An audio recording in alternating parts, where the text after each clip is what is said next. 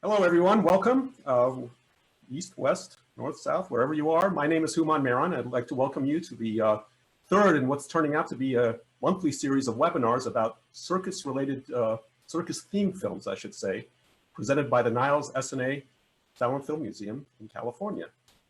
Now, this series was inspired by the recent rediscovery of a 1902 film showing a Ringling Brothers circus parade making its way through downtown Indianapolis, Indiana. David Keene of the Niles Museum played a key role in identifying this film, which is available for viewing on the museum's website. The Niles S&A Silent Film Museum is a 501c3 nonprofit organization. The views in this webinar do not necessarily represent the views of the Niles S&A Silent Film Museum. Oh, but they love us. You know that. Come on. Okay. If you enjoy these films and webinars, please consider making a tax-deductible donation to the museum.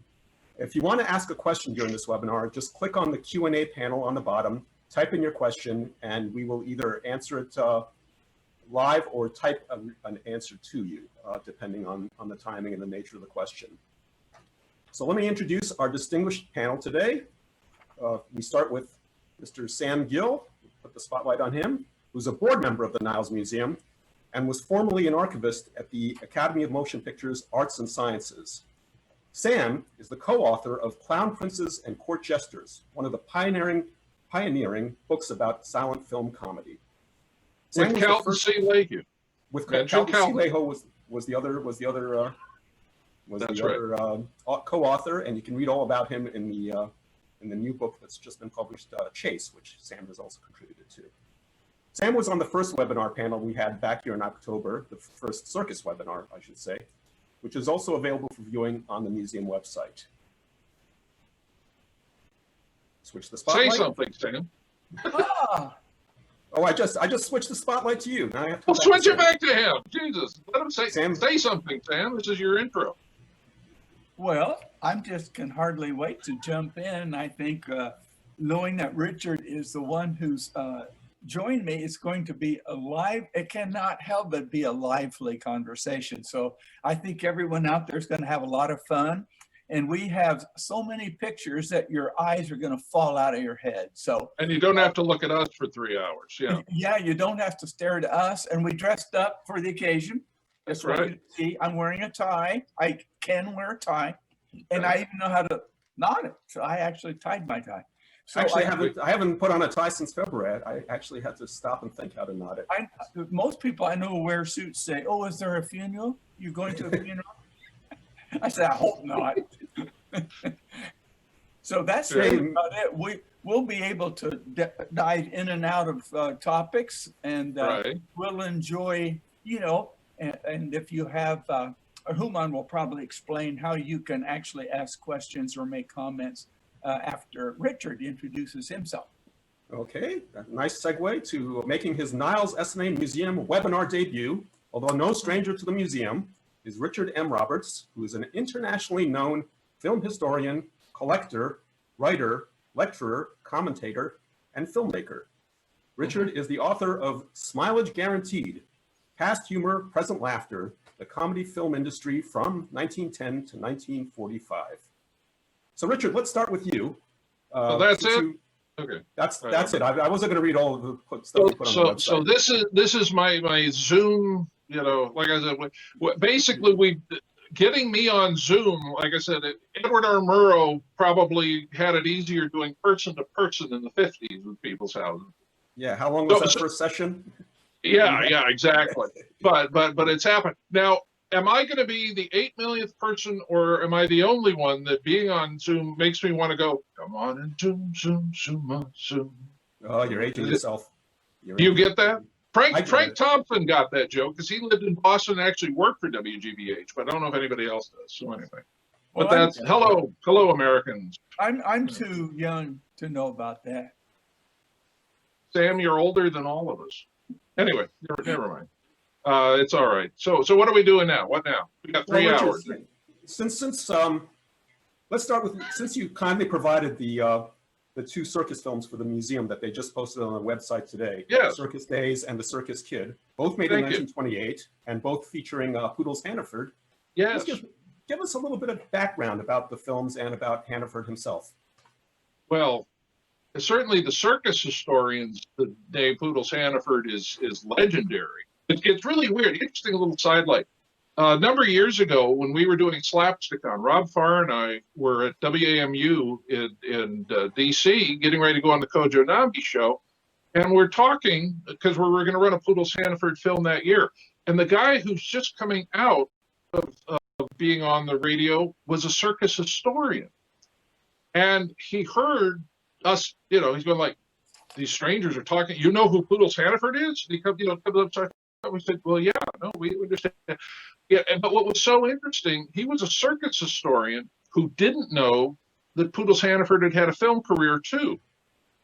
And I think as usual with so many people specialized in their little areas of interest, there wasn't that much crossover. So, but like I said, the Hannaford family are like, to the circus historians, would be like the Barrymores or the Lupinos, would be to stage or film history people.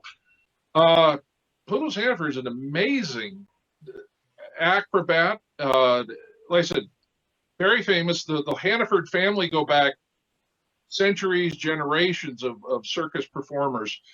But Poodles Hannaford's specialty was, apart from being a clown, was an equestrian horse act. He trained horses, and he did, as we're going to see, and as you saw in Circus Days and in Circus Kid, he does these absolutely incredible stunts. He was famous and held the record for doing a thing called step off, which is basically having a horse going endlessly around in the circle, the way that you see him doing in the film. And Poodles Hannaford could stand on the back of the horse, somersault off, jump and somersault back on, somersault off. He held the record for doing this 26 times. And it's just absolutely, breathtaking that he could do this. And again, also a very good clown. Again, mainly worked in circuses, he was brought over here by John Ringling in 1915. He was already performing in England.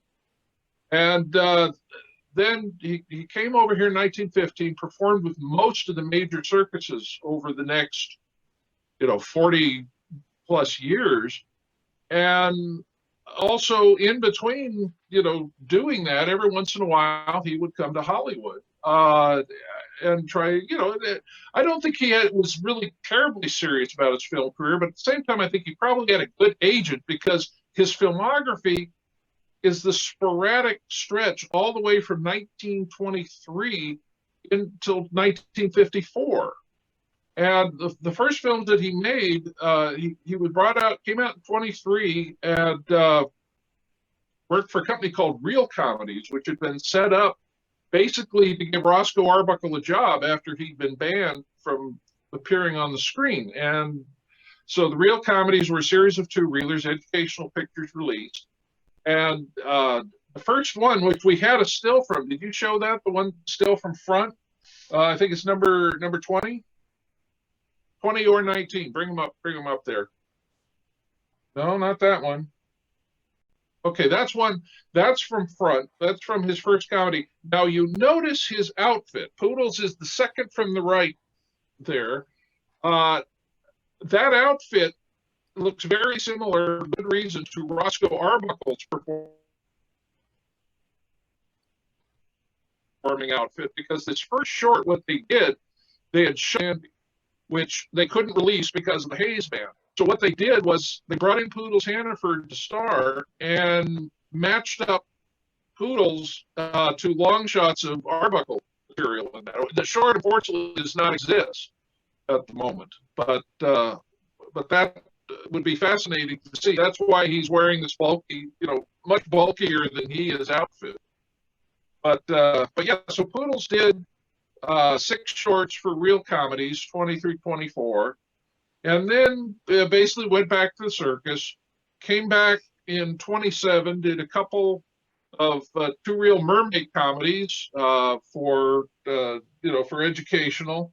Let me see, I think we have a still from one of them. Circus Circus Days. I don't see the number. That's one of them. That's from Circus Capers, 1927. And after he did a couple for Mermaid, then of course he went to work for the infamous Weiss Brothers art class, and did a series of shorts for them, one of which is Circus Days, which we saw. Then after that, he did the Circus Kid. Again, I think I'm almost wondering if there seem to be periods in his career where he's either unable to work in circuses due to an injury he's getting over or some such thing. Because after these silent films, about every 10 years he comes back for a short space of time. We can see him in 1935, 36. He does another educational comedy which was shot in New York called Little Big Top. He's in Our Little Girl with Shirley Temple. Then in about 45, 46, he's back again doing you start seeing him just pop up in bit parts. He's in San Antonio with Errol Flynn. He's in Bells of Rosarito with Roy Rogers. And he pops up in this wonderful kind of low budget, I don't call it a Western. It's a Canadian Mounties Robert Tansey produced thing called Northwest Trail. He's playing himself. And Bob Steele finds him there training horses. And along and he even says at that point, yeah, I was injured and I'm recuperating. And I think that was actually true. You want to the clip we have? No. I'm just getting to that. Again, then we have another cluster of appearances in 51, 52, and he's just doing supporting roles. You see him in Springfield Rifle with Gary Cooper in 52. He's in a film called The Golden Horde, which is just a average Universal sword and sandals thing. But he's playing. Well, he's playing basically just a straight character, like a Friar Tuck to David Farrar's band of Crusaders running around in Samarkand. And he's really good. And then the clip, which we're gonna I think show now. This is an amazing clip from a film called When I Grow Up, which came out in 1951. And this is a really nice family drama that is it stars Bobby Driscoll and Charlie Grapeline. It's dropped through the cracks rights-wise, but those who want to tune in and look it up on YouTube, there's a pretty good copy sitting up there. But in the middle of this, Bobby Driscoll and his pal run away to join the circus. And when they join the circus, they meet Bobo the Clown, played by guess who, basically playing himself, but he's called Bobo the Clown. And so what we're going to see in this clip now, hey, Richard, hold on one second. I'm getting messages from Rena that you're not getting audio. We're not getting audio for you. Sam, can you hear Richard? Can you hear me? I hear him real clearly. Okay, all right. And you can hear me, Sam? Or are you? Yeah, Sam can hear you. Okay, keep going. Carry on. Okay. Anyway, the clip we're going to see now, here's Poodles Hannaford at the age of 60, basically still doing his horse act. And with his daughter, Grace Hannaford, who we're performing with him. And it makes me hurt watching a 60-year-old man still doing things like step off in the falls. And what's even cooler is, in the film, his character at this point has typhoid. So roll the clip.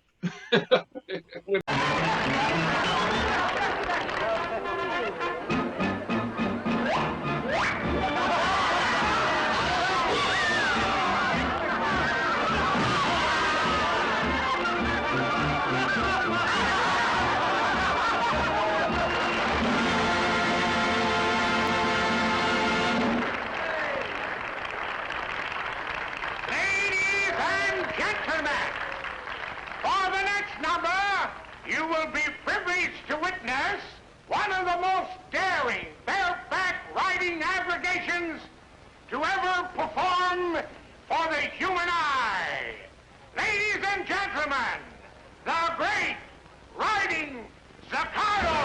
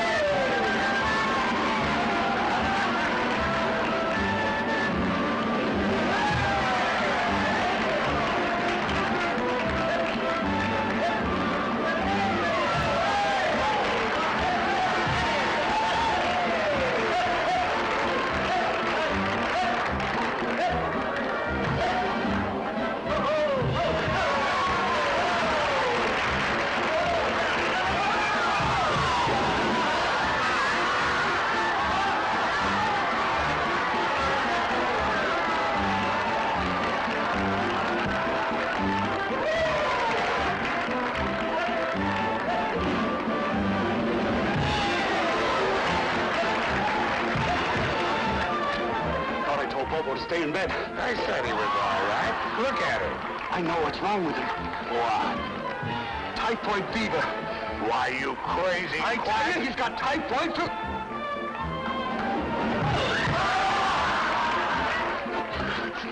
We gotta get him out of here. No!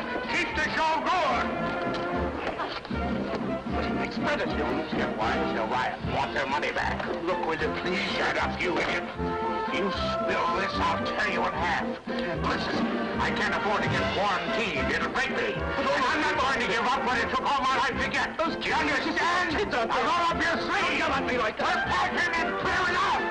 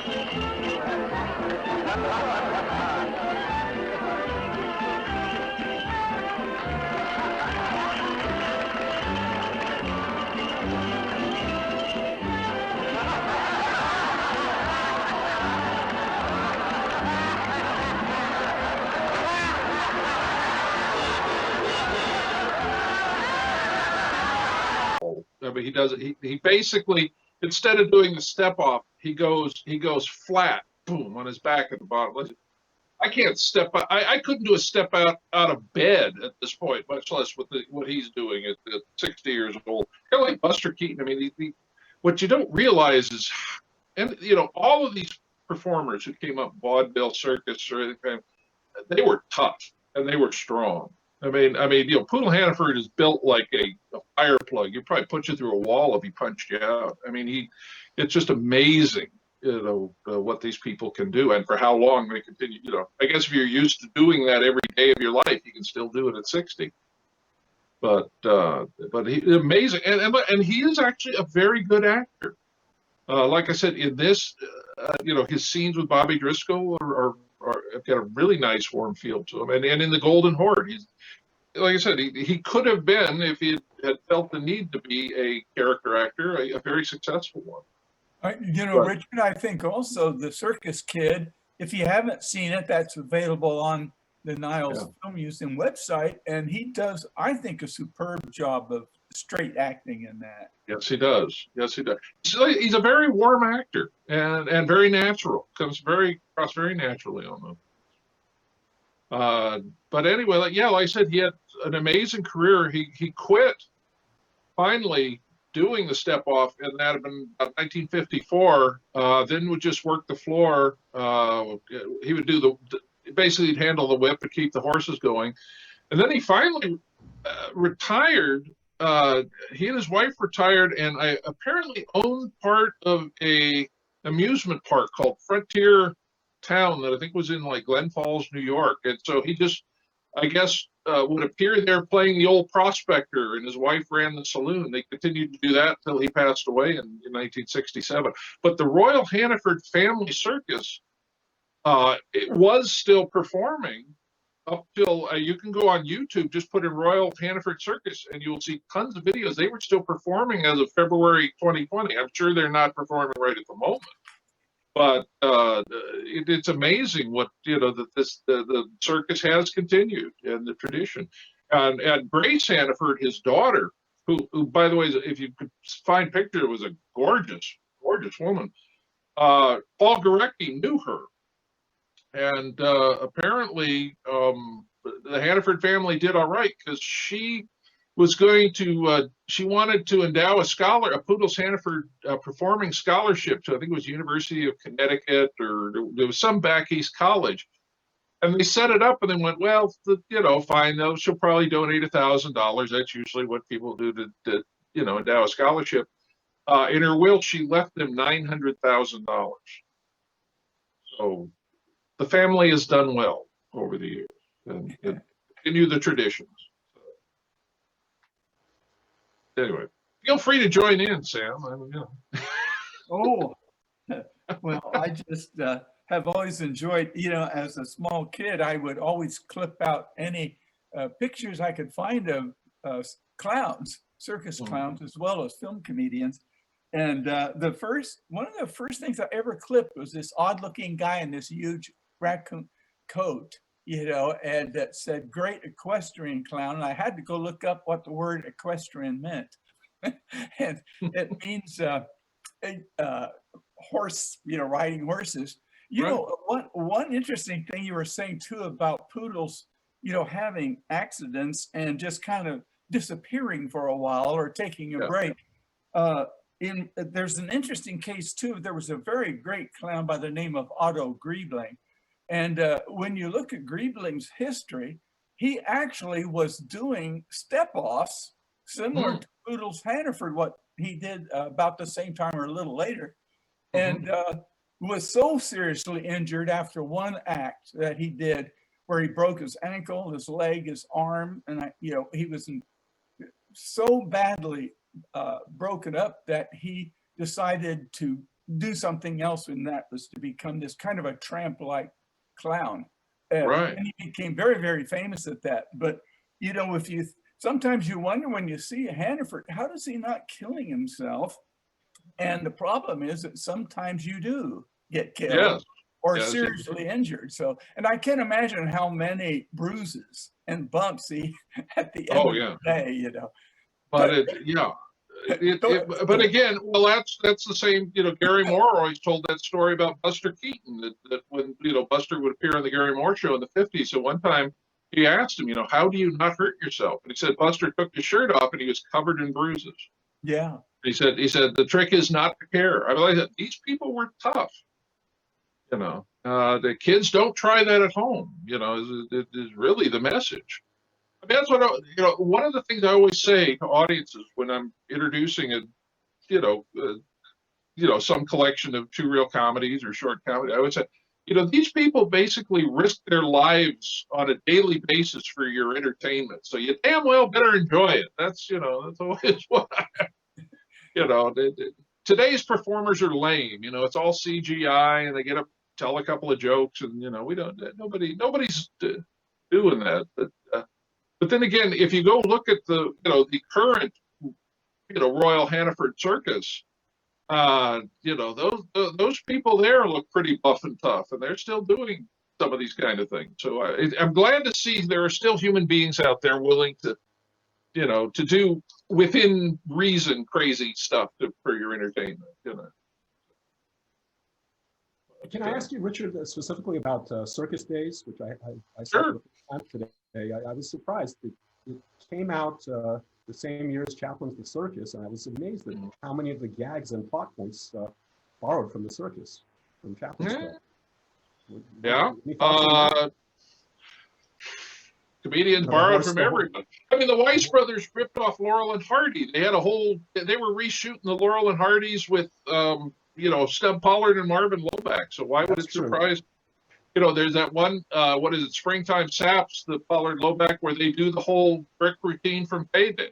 So I think they all banked on the fact that those things did not get much view in Los Angeles. So the chances of Chaplin actually seeing it was, if it's playing in Chitlin Switch, Iowa, no one's going to be suing them for infringement. But yeah, again, I always run that one because in only 2 of the Weiss Brothers shorts does Poodles actually do any equestrian stunting. The rest of them are all just pretty standard 2-reel comedies.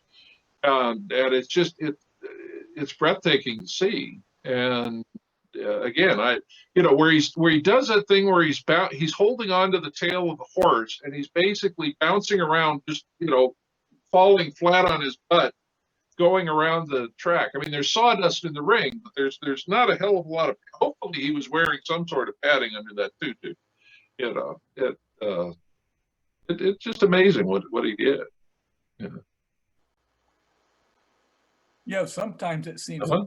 literally impossible. I Yeah. mean, when you see the step off, it's like, well, what wires are letting him do that? Well, Mhm. there's no wires there, folks. And the way that he throws his arms around the horse's neck and throws himself up on back to the horse, Yeah.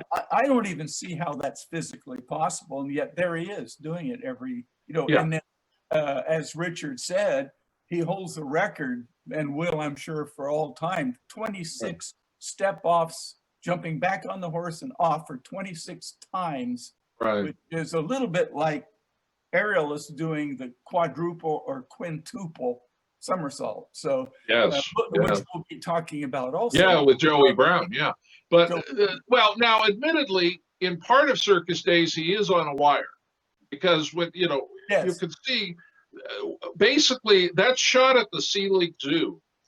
And obviously and probably, and part of it, I think, is also probably shot at wherever Algie Barnes would hole up there, there in the wintertime out in California, because you can tell they're in a training circle, and the training circle for equestrians who are doing that, you are in a harness in a wire, and there's like a crane in the middle of it that will follow you all the way around. That's what they're shooting from, following the horse. But at one point in there, yeah, Poodles, they are doing a little comedy cheating, and he is on a wire. The other thing we should talk about is the horses that you see, because the Hannafords also were famous for raising this very specific kind of horse that is, you see them performing with.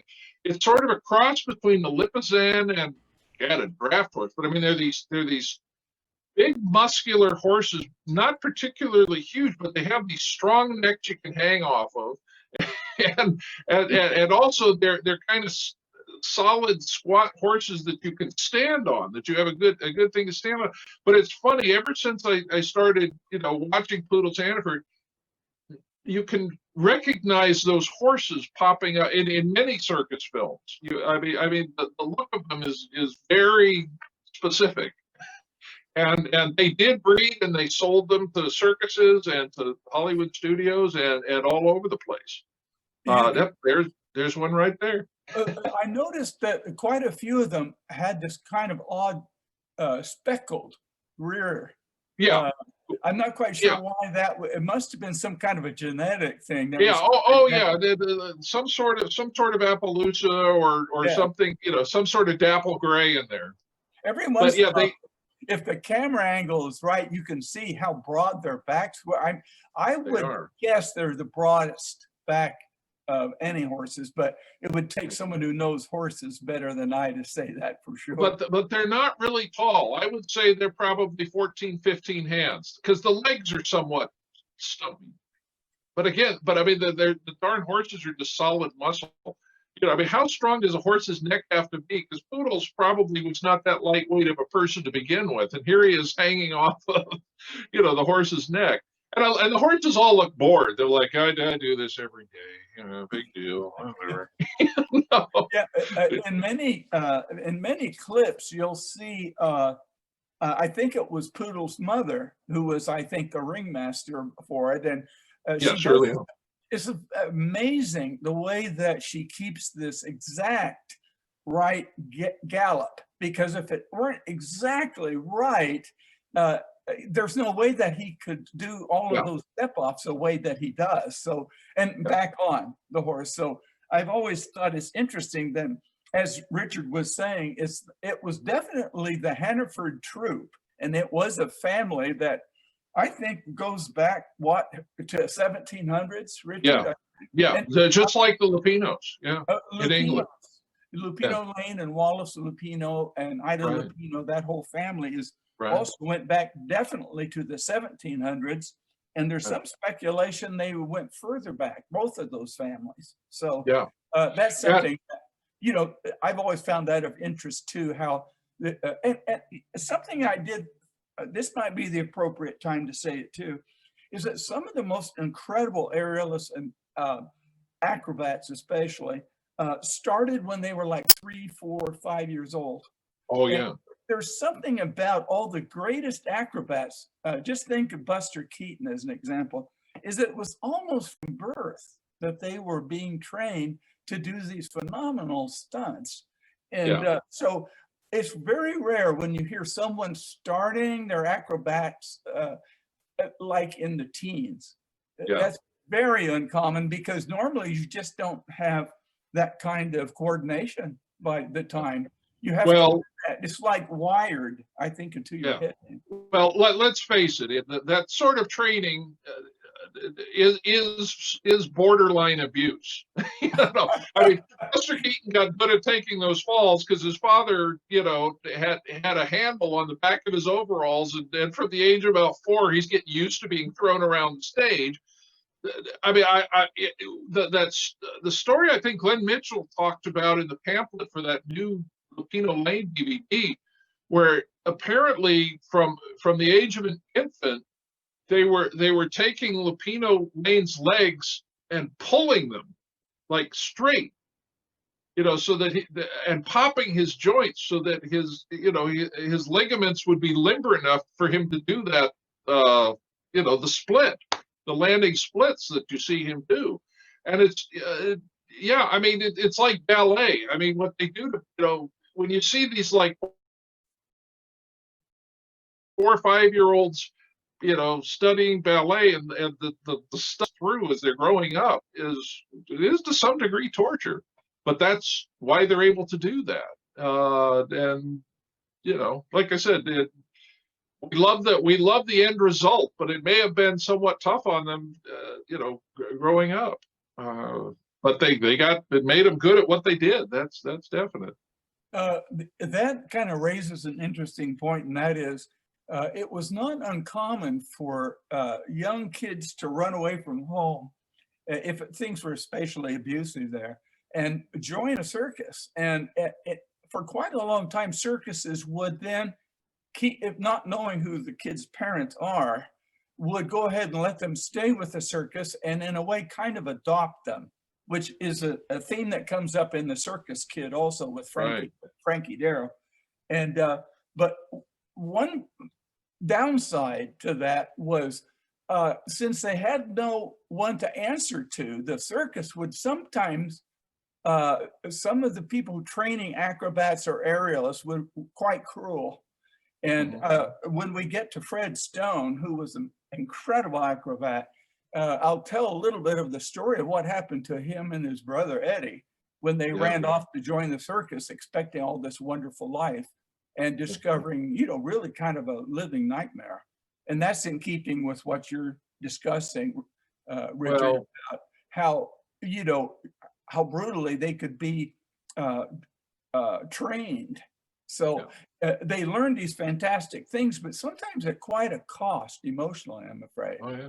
Well, the sad truth is that, you know, how bad did things have to be in a home life if you ran away to vaudeville or the circus, which again, I said is a tough life, but it seemed a breeze to whatever was going on at home. So, yeah, it's bring that still up again, Human, from Circus Capers, the one that, or not from front, the one that had your, you know, Poodles and the horse in the ring. Can you bring that up? There it is. Now, interestingly, the person in this shot, now in Circus Days and in the Circus Kid, the people who you're seeing performing the horse, you know, like in Circus Days, I think it's supposed to be like a drunk in the top hat that he stands on. That is actually Poodle's brother. I think it was Tommy Hannaford. Or is it George? Maybe it's just George. Here, working with him. That's a fellow by the name, I think that's, no, I'm sorry, that's wrong. I think that is his brother again. Bring up the other still from front. There. Yeah, no, that you had it. No, that is, no, the other one with him in the Arbuckle outfit. No, There. no, that is, yeah, that is, I'm sorry, that is George Davis. Now, George Davis, who we're going to talk about later, was another well-known European circus performer and was a supporting comic in films for forever. But there's a scene in the 1940 film called Chad Hanna with Henry Fonda and Linda Darnell, where Linda Darnell is training for an equestrian act. And the person who, and she's in the harness, in the thing I was talking about, you know, the training crane, she's in that with, you know, going around and around on the horse, and the person who is training them with a whip, and he's using the whip on both the horse and Linda, it's George Davis. You know, and I always thought that's interesting because I'm sure, you know, George Davis was versed in pretty much anything you could imagine at circuses, and a very versatile performer, I think, who, once you recognize him, you will see him endlessly. Like I said, he worked for educational all through the 20s. You'll see him in the Lupino Lanes, the Lloyd Hamiltons, the Mermaids, anything educational's putting out, you know. But from then on, you also see him in the 30s, 40s, 50s, 60s, playing a lot of French waiters, a lot, you know, he spoke 5 different languages, apparently. You can also see him, he did a number of the foreign language versions, you know, when they were shooting the complete different foreign language versions in the early 30s. We just saw him, he replaces Cliff Edwards in the German version of Buster Keaton's Parlor, Bedroom, and Bath, which is interesting because if for those who have seen Parlor, Bedroom, and Bath with Buster Keaton, there's a scene in a hotel lobby where Cliff Edwards is the bellboy and Buster has spilled water all over the place, and they're doing a whole slipping, sliding thing. In the German version, with the physical comic like George Davis filling in for Cliff Edwards, you get the scene is much better and is much better put together, and you've got, you know, 2 good comedians who are good at taking falls.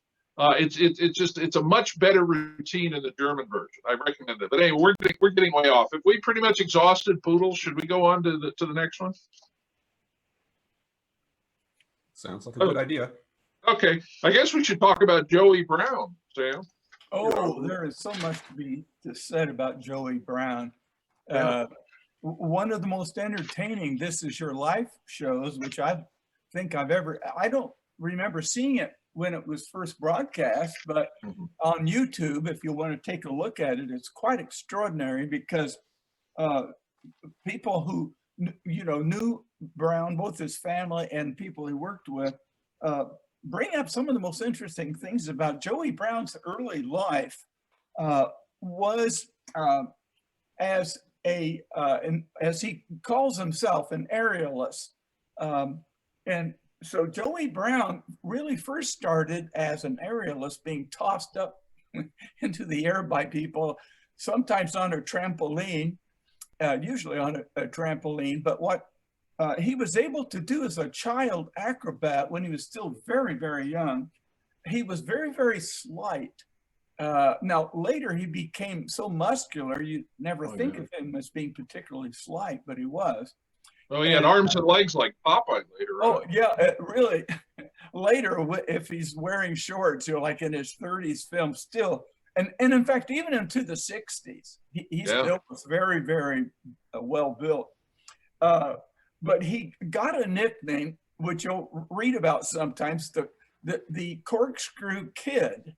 And I always wondered really what that meant until I researched it and discovered that what that meant was, among one of the few child acrobatic in the entire world, he could be thrown up into the air by one and then caught by the other, but in between, he does a double body twist and a backward somersault onto the shoulders of the guy who's catching him. So on This Is Your Life, the guy who actually caught him, although they get that wrong in This Is Your Life, Tom Bell was the one who caught him, not the one who threw him.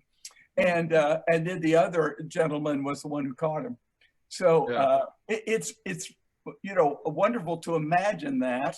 But he was so incredibly good that vaudeville was kind of a natural, and as many circus performers, many of them worked both in vaudeville and in circus, because most circuses in the wintertime would kind of give their their employees time off unless they were absolutely required to stay throughout the year.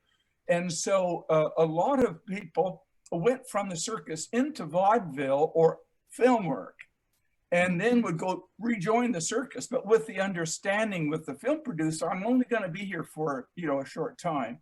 And when we get around to Chester Conklin, he's one of the best known, because in 1913, when the Algie Barnes Circus was wintering in Venice, California, he had heard about a company called Keystone. And so he got an appointment and went out to Keystone.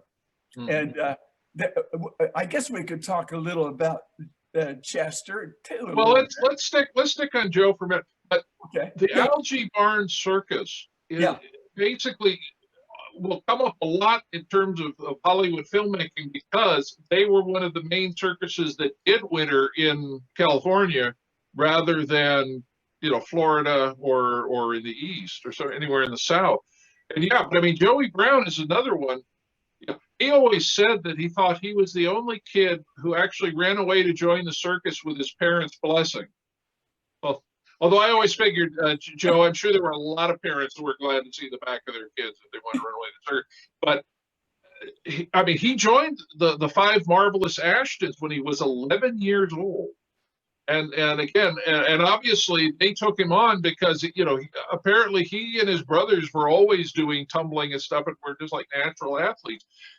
In fact, he was such a natural athlete that at one point he played for 3 years on the farm team of the New York Yankees, and had a New York Yankees contract for baseball offered him. And then he said, no, I think I'll do better and make more money going back to vaudeville or the circus, which is what he ended up doing. But yeah, I mean, I always say, if you were tough enough to survive either the circus or vaudeville, the movies were like a vacation. And the movies were no big picnic either. But I think that tells you again just how tough that they were. Because to add to your comment, in many interviews, when some of the circus clowns would get older, if they had gone into the movies, it's very common for them to say, well, then I took a few years off. Yeah. Went into the movies. And the reason they make so light of it is that when you consider that almost daily performances of many of these circuses were traveling from town to town, day by day almost. And so for them to say, yeah, I took a few years off and worked for such and such a movie studio, but then I went back to what I really am meant to be, on this earth, and that is a clown or an acrobat or an aerialist or whatever. So I just wanted to add that to what you were saying, Richard. Well, or vaudeville, where you would, you'd be doing 2 or 3 a day, and then when you were done, you'd get on a train and go to the next gig. I mean, it was none of this. These people worked very hard. I mean, and even the movies in those wonderful non-union days were no fun either, But yeah, just going to one place and getting up at 4 a.m. in the morning and working until late in the evening, I think, but sat around a lot of the day, waiting for the cameras to get ready. I think that was a lot easier work than either vaudeville or the circus, definitely. But yeah, I mean, but with Brown, again, what is interesting about the circus kid, because again, Brown had basically transitioned from circus to vaudeville in the late teens.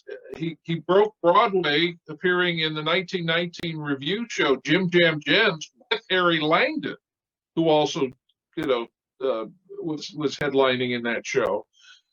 And then that, that brought him to Broadway and vaudeville. He did his first film in 27, which was the Vitaphone short Twinkle Twinkle, which with his wife Catherine. That's, you can see it. It's been restored by the Vitaphone Project. It's on one of the Warner's collections.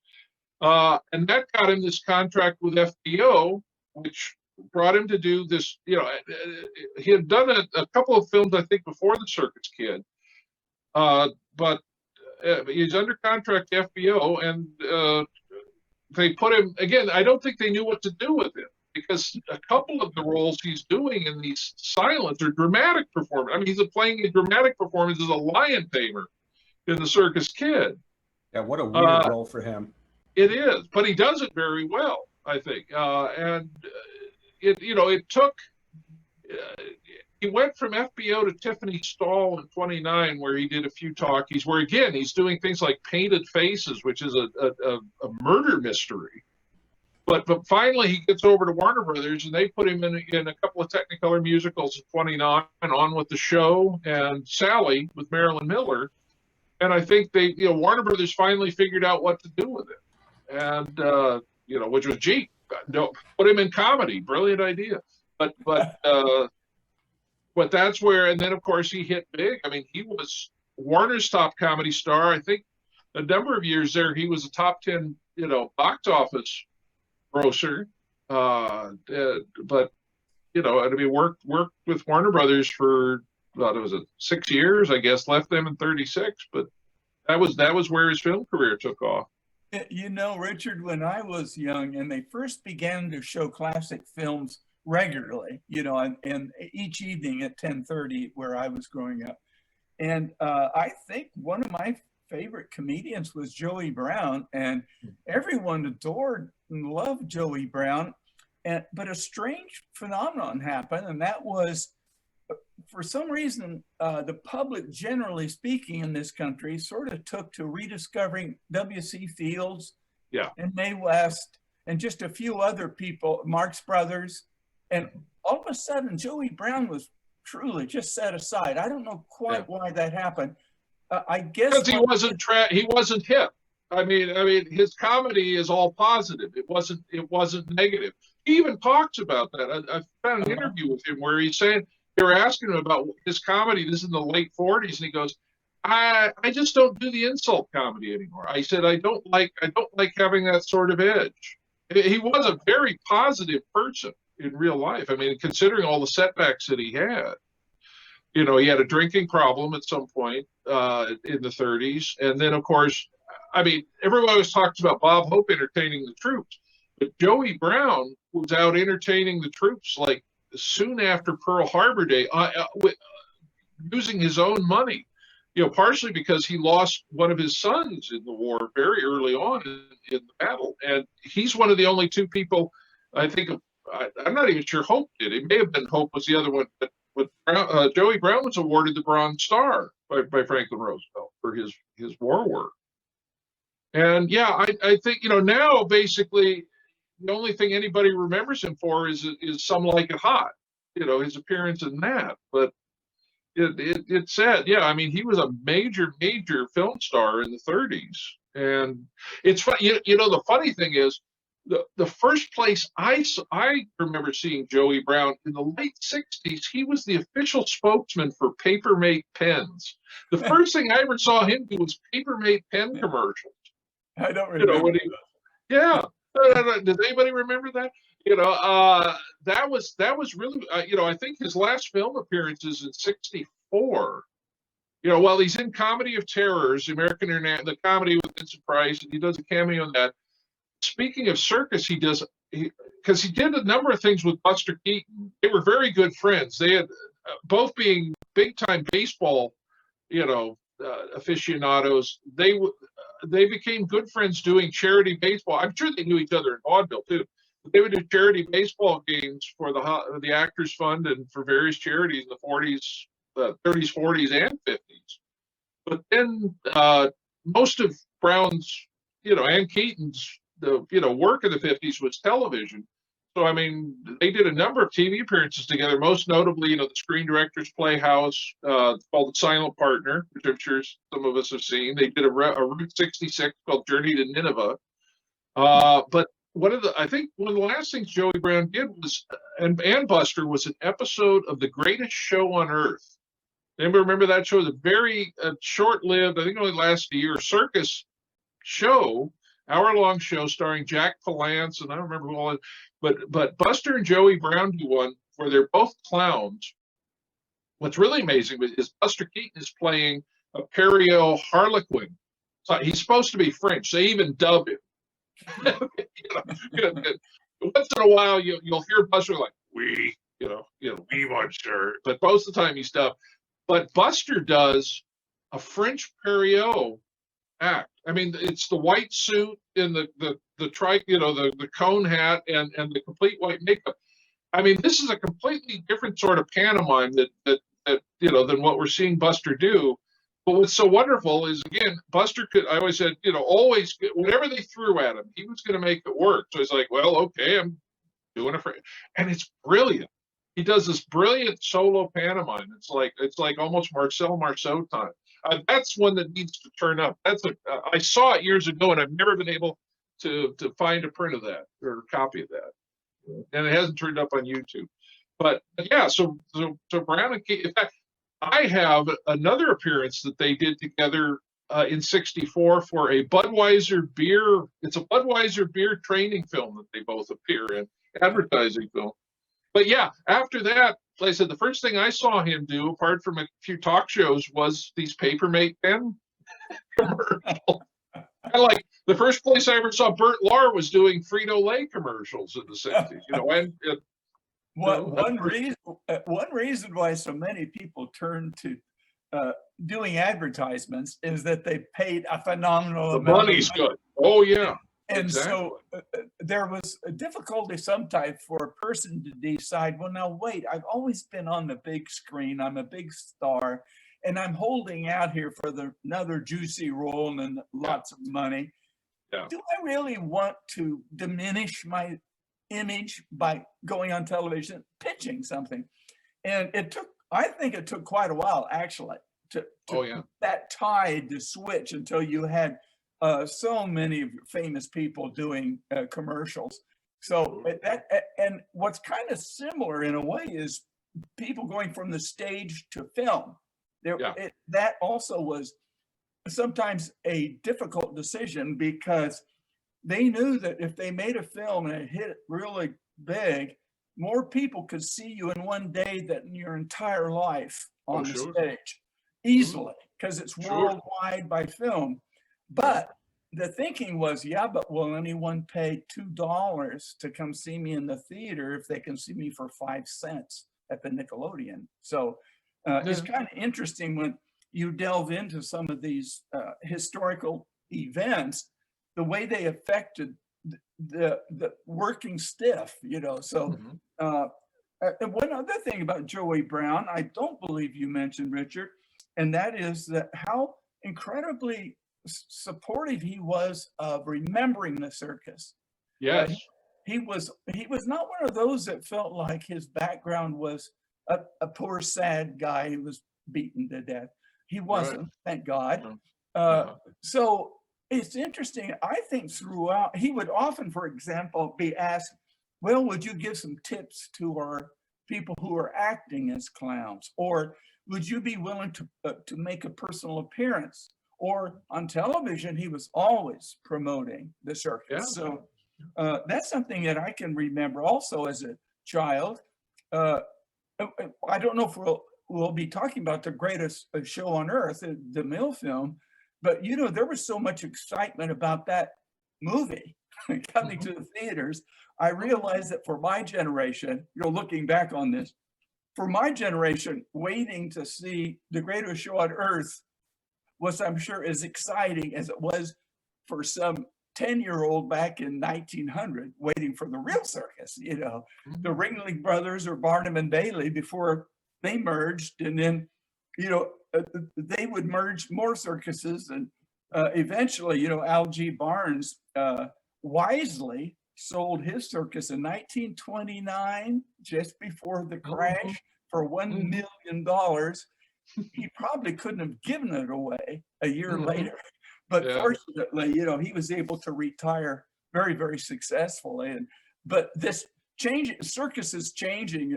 It's a little bit like, I think, comedians at the different studios, is that I swear, if you begin to look at the comedians and the different studios they work with, are constantly crossing paths and constantly borrowing things from one or the other.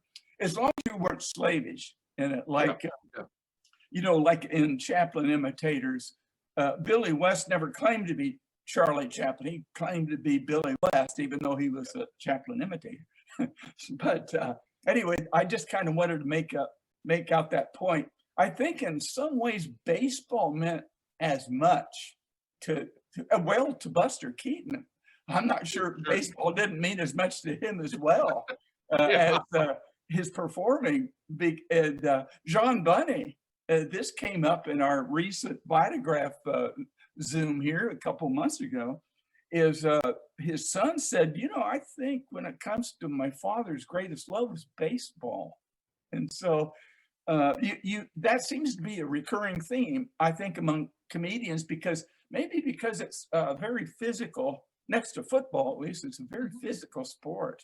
And it takes great skill to be a good baseball player. So anyway, those are some of my theories, which maybe would not hold up, but they're my theories. Well, a lot of, you know, we're sitting here in the 21st century, you know, where unfortunately most of our entertainment comes out of this thing at this point.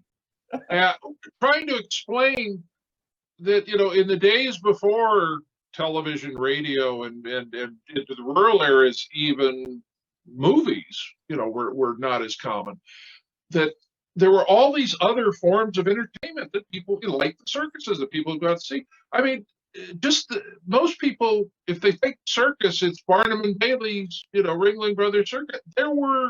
We talked about, you know, how many big time touring circuses, you know, were there in the teens, 20s, you know, I mean, you know, between Barnum, you know, the Ringling Brothers, before, you know, they were separate for years, so there were two different circuses. Then we had, you know, what are some of the other, the Hagenbeck Wallace Circus, the Sells Floto Circus, the Cole Brothers, Al G. Barnes, who am I missing?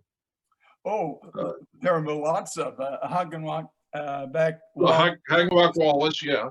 Yeah, Boston. Well, of course, you also have the zoos, which could sometimes be traveling zoos. But you know, that's actually another aspect of circus people don't think about now, is in smaller towns, going to a circus was probably the first or only opportunity a lot of people would have to see an elephant to see lions and tigers. Because, you know, the zoos were in the big cities.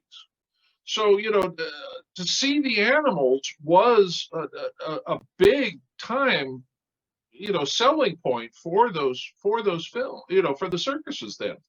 And yeah, I just today, I don't think anybody realizes how important all of these other areas of entertainment.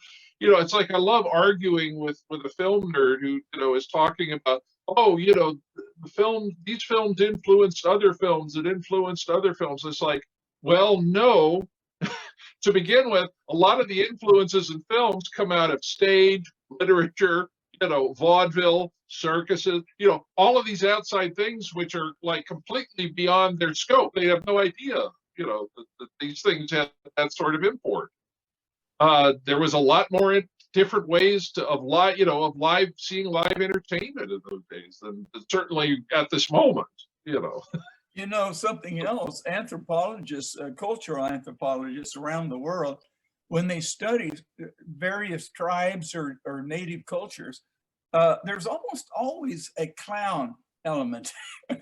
Where a person on special days, usually only, or the king's jester is another example, only that one person or possibly two or three are allowed to make fun of the elders or the most highly respected people. But it's amazing how many culture, I mean, even in some of the strictest Native American culture, I mean, really strict, had their clowns And so there would be and they were the opposite of sacred. In fact, you could actually make fun of a sacred ceremony.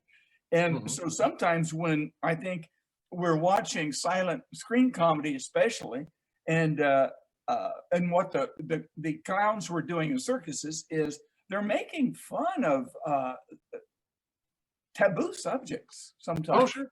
And which is one reason why it takes the spectator's breath away, is that all of a sudden someone is saying something that Will Rogers in some ways also did that as a humorist, and of course had influence too on the stage as a trick roper and so forth. But he would say things that you think, well, no one could get by with that. And the president is sitting right next to him, like Franklin D. Roosevelt would laugh his head off, and he just got lambasted, by Will Rogers. So I think that taking your culture and flipping it on its head is a big element of comedy that, as you were saying, Richard, I think it crosses all disciplines as well as real life. Oh, sure. Well, two things. The history of entertainment goes all the way back to, let's watch the weird guy.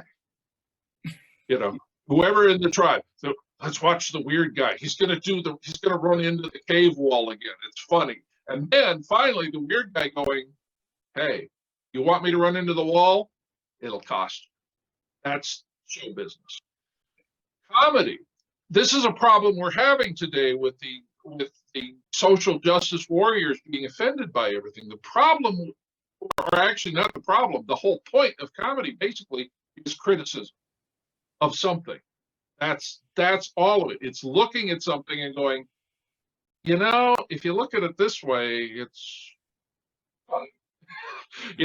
And maybe what they're doing is not really all that smart. That's the whole point. And that's why, when we will get offended now at slightest anything, it's impossible to take stereotyping out of comedy, because all comedy is based on generalization. And the truth is, we ain't that different, folks. Everybody has got the same foibles and faults. And that's what, you cannot, and as John Cleese once said, you cannot make a comedy about St. Francis of Assisi. You can't make comedy about perfect people. It's all about, criticizing and pointing out the strange things that all human beings do. Yeah, I think someone to do a caricature of Mother Teresa, it would not be a smart thing to do. There are those people, and now some people might go as far out to do that, but generally speaking, and I think Keaton mentioned this too, is you have to be careful about your audience. And I know Harold Lloyd said the same thing, that when they would preview films, boy, something they thought was hilarious just fell flat. And I think with Keaton, he says, don't try and fool your audience and then wink at them like, I just fooled you. You can fool them, but don't bring an attention that you did that deliberately, or you might find yourself in deep trouble. So respect your audience. Don't think you're above them. That's absolutely. But at the same time, so much of comedy is risk taking, because you're getting, you've got to go somewhere that an audience is not necessarily comfortable with. I mean, Harry Langdon built his whole act on making his audience uncomfortable. All comedy is risk taking, but that's why I've always said, of all the genres, comedy is the most honest, because you can basically say anything and get away with it if you make them laugh. Yes. If they don't, they might kill you or hurt you in some degree. But that's something else too, is as you were mentioning some of these things, one common denominator, which I think has probably been true throughout history, is that what's funny is you're mentioning the caveman, deliberately crashing into his own, cave, and people laugh. I mean, the first time he did that, they laughed, or he's big and strong and all that, and he falls down. That falling down or someone hitting you on the rear end is that's forever in comedy, that somehow the whacking each other. Just think of Buster Keaton. I mean, not Buster Keaton, Al St. John, and Roscoe Arbuckle, who used swatting on the butt, with the broom, took it to another level. Yeah. But one other thing is that if most comedians, and I'd say clowns too, if there was something that they could do, they're going to bumble. They're going to stumble or bumble. And I remember sitting at Slapstick-Con, which Richard here produced for several years back east. I was sitting next to Joe Adamson, whom I'm sure many of you have read his wonderful books. Whatever he wrote is wonderful. And we couldn't help but kind of laugh when there was a decision to be made, and the comedian would do a real incredibly stupid thing. And somehow Joe and I got on this kick about, oh, that was smart. Oh, that was smart, was it? Oh, he couldn't have decided to do it any other way. So we couldn't help but just somehow get on the same wavelength of how ridiculous, that these comedians get themselves into.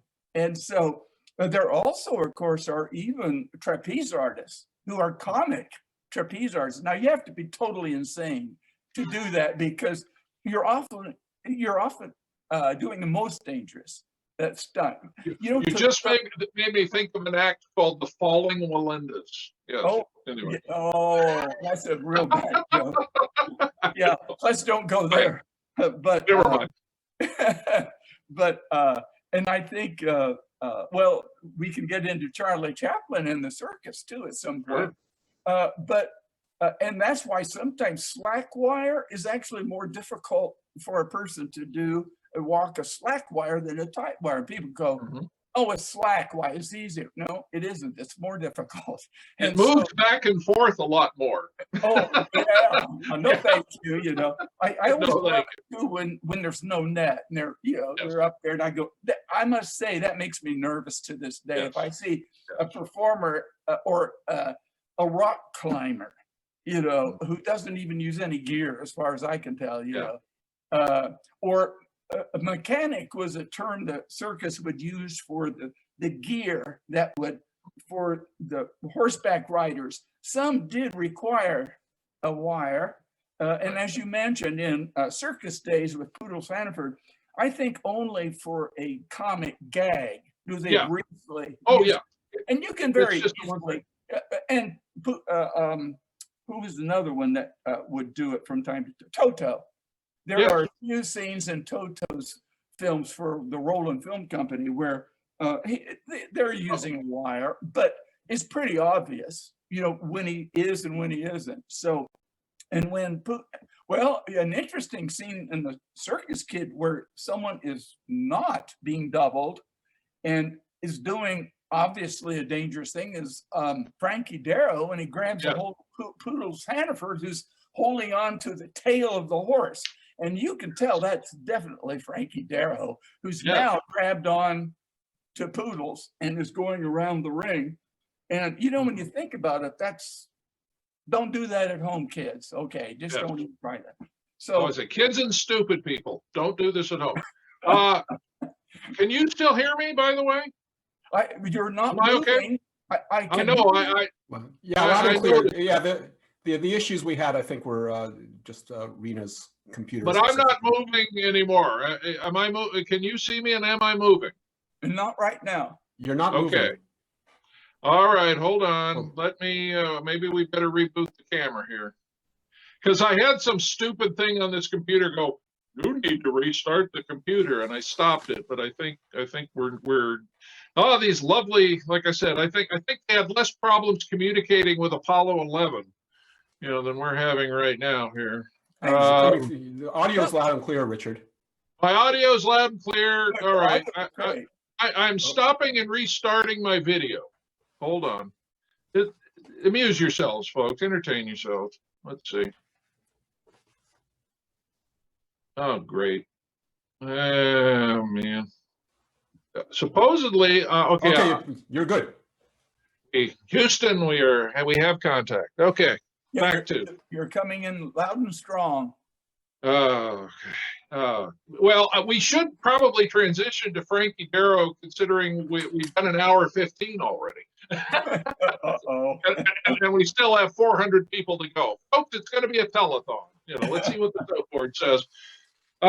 Yes, because Frankie Darrow is the other star of the Circus Kid. And again, I'm sure William LeBaron, who produced this film, realized I've got these, Joey Brown and Frankie Darrow, who both have circus backgrounds. Let's do a circus picture with them.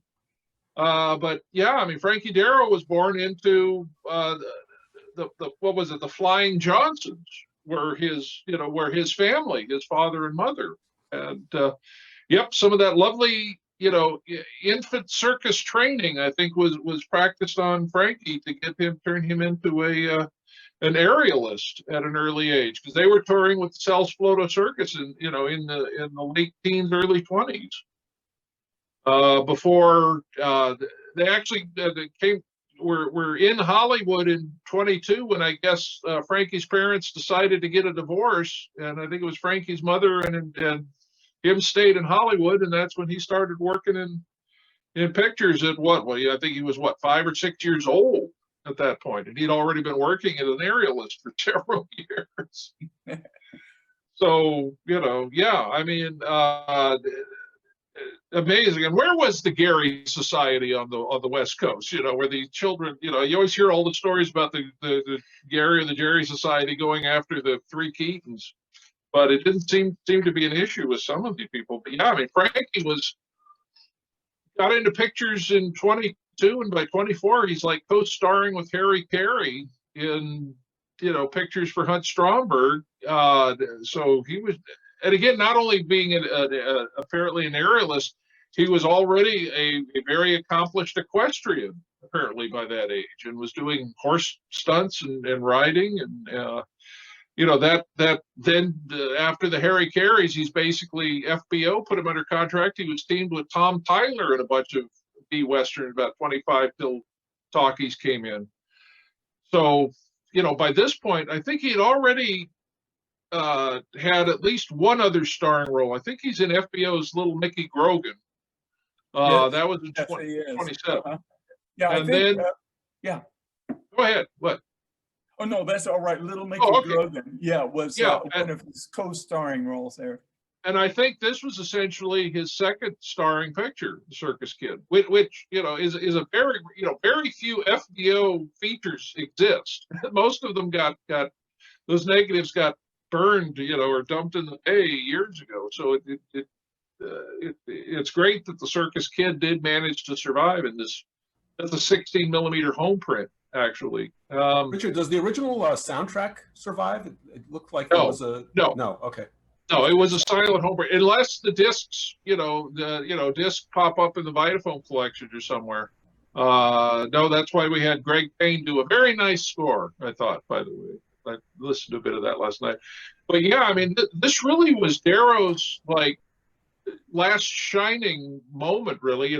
When talkies came in and FBO got folded into RKO, Darrow was kind of, for a while he was just out freelancing. He did a couple of Eddie Dowling musicals for Sono Art Worldwide in 29. That was his talkie debut. I guess he was doing supporting roles in the early 30s, and I guess his big role, of course, that everyone would remember him for today, was he got cast in the lead of Warner Brothers' There It Is, Wild Boys of the Road. I might want to mention something for those who've seen the film or love it. At the end, he does a spectacular acrobatic stunt, which is when his girlfriend says, well, are you happy? And he says, am I happy? And he does this running forward somersault onto his head and spins like a top, which is something very few acrobats could do that. Fred Stone was one who could do that. Ben Turpin actually could, but I'm not sure he ever used it in films. And Billy Barty could do that. And Lupino Lane and Sid Chaplin could do that. You could see them do it too. So that's another thing that some of these stunts, I think, how is that really possible? I mean, how could that be done? And I hope you have a lot of hair though when you're doing it. So, you know, someone like me might. You may not afterwards, actually, you know, that's the thing. But, and you know, the other thing, if you ever notice, because all of these performers who can do that kind of thing, except maybe with the exception of Chaplin, are all short, compact people. You know, I think you know, when you're long and tall, you've got to move, you've got to get your legs, you know, over your head, you know, and do that whole kind of roll. I think it's much easier if you're 5'3" or 5'5" to do something, you know, like that. But and Frankie Darrow didn't get much taller than that. I think he was only about, you know, 5'4" or 5'5". But now William Demarest, I just saw his picture go by. There was a tall guy who could do killer falls too. You see him in, you know, and he loves to do them in a lot of, you know, films in the 30s and 40s. You might want to mention he had a specialty that where he was unusually good at doing a forward flat fall where he's flat as a pancake, and you have to look very, very closely to see what he's doing to allow him to do that, because it's all real time. It's not like they're doing a close-up shot. So he's running, he trips, and bam, his, you know, his face right on the floor. Well, he just barely brings his hands up to break the fall. And if you with the DVD, you know, if you stop it, you can see it. But on the screen when it's running by, it's almost impossible. It's imperceptible. My favorite William Demarest stunt, since we're digressing, there's a Columbia mystery called Nine Girls, 1944, and he's the dumb police detective, as he frequently was. And he does a bit with Jeff O'Donnell where he's been sleeping out in the woods guarding this house all night, and he's basically hanging out of the window of the car asleep. And Jeff O'Donnell comes bring him breakfast and wakes him up, and he does this wonderful thing where he manages to bang his head on all four corners of the window, you know, and come back down. And it's so beautifully done. You know, the time, because he's banging the car door, making it sound worse than what he's actually doing. And I just went, this guy was tops. He was in doing it. And everybody, you know, again, what do they remember him for now? Being Weird Uncle Charlie on My Three Sons. But it's like, you know, just incredible, you know, incredible physical comedy. But getting back to Frankie Darrow, which we better do. After Wild Boys of the Road, I mean, it was basically, he starred in a lot of B movies. You know, he did a really cool kind of action series for Con Pictures in like 36, 37. Then after that, he's at Monogram, and he did a comedy series, kind of a comedy action series with Mantan Moreland, you know, the African-American comedian, that are, you know, very cheap, but also a lot of fun because they both had a nice chemistry with each other. Also, I don't think maybe the animation fans know that you know, he does the voice of Lampwick, the, you know, boy who turns into the donkey in Walt Disney's Pinocchio in 1940. But you know, oddly enough, the thing what I always wanted to know was, how did he not become a dead end kid or a Bowery boy? You know, although I think he is in Junior G-Men of the Air, which is one of the Dead End Kid Universal serials. But he's, even in that, he's like not really officially part of the gang. But it's like, basically after that, you see him playing a lot of jockeys, you know, on television shows in the 50s. He was also Robbie the Robot. I don't know if a lot of people know that. He was inside the Robbie the Robot, you know, get up for Forbidden Planet. And I think the Invisible Boy as well, which again, being small of stature, that probably worked for him. But sadly, I mean, like a lot of Hollywood, you know, character actors, I guess he had a pretty bad drinking problem and marital problems, and it got kind of worse. You know, he was still working into the 70s, but I think the last movie he does is, I can't remember the title of it, but it's some exploitation thing where he's playing like a real grizzly drunk in a drunk tank in 75. It's like and he died in 75 at the age of 59. But you know, but again, it's sad because he was very adept at, and like I said, it did all sorts of acrobatics. I think my favorite riding, he's in the mascot serial, The Phantom Empire, 1935, with Betsy Jones Ross, who was another leading equestrian in rodeo stuff at the time, and they do a lot of riding in that. You know, he was an interesting character for somebody who basically always comes off as a Bowery boy. You know, yeah, but that's pretty much what I've got on him. Where do we want to go from there? Or do you have anything else you want to add? Well, you know, I'm trying to remember the series. I think it might have been Red Skelton, but it was a TV show. He was a regular, yes. Yeah, he was a regular on Red Skelton. I think he played a wheelchair-bound grandma, if I remember. And so yeah, I remember exactly what you're talking about. Yeah, so here he is with his gray hair and this kind of odd-looking old lady, right? Yeah. And he's in a wheelchair, and of course he does these phenomenal stunts in a wheelchair. Yeah. And that was Frankie Darrow under all that makeup and stuff. And I don't think he minded doing things like that. And kind of with, I was thinking when you were talking about William Demarest too, is one reason that sometimes people weren't allowed to do their special stunts in their films was that the producer or the one financing the film says, I will not have so-and-so be doing those stunts himself. And so even on some famous acrobats, you'll see that, it looks like they stuck someone else in there, you know, unfortunately. But yeah, and also that's also why you had famous acrobats like Dave Sharp, who just ended up being more stuntmen than actors, because that's true too. Yeah, they could do that and not shut down production if they got hurt. But go ahead. Sorry, I didn't mean to interrupt. No, that's all right. That was just one point I wanted to make, that there's sometimes a story behind a story, and that is that even the very people who are, you know, playing themselves aren't allowed to play themselves. Oh yeah. So well, don't you think a lot of the cowboys were somewhat in that same position? Oh yeah. You know. But anyway, that was very few stars really do their own stunts, and it just has to do with insurance and the fact that if they really got injured, they were going to shut down production, and so it wasn't allowed except in very special case. Even a lot of actors were claiming it, but no, like I said, Frankie Darrow was basically a regular on the Red Skelton show. I think, again, I probably knew Red Skelton from back, you know, in the circus days, because of course Skelton's dad had been a clown, and no, he turns up quite regularly, especially in the 50s and early 60s on Red Skelton.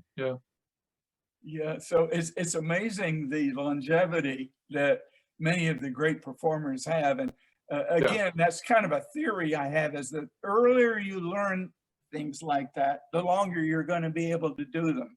Whereas, you know, if someone learned, you know, was 15 to 20 years old to learn something, and at 70 are going to do that same thing that they did when they were 15, not likely.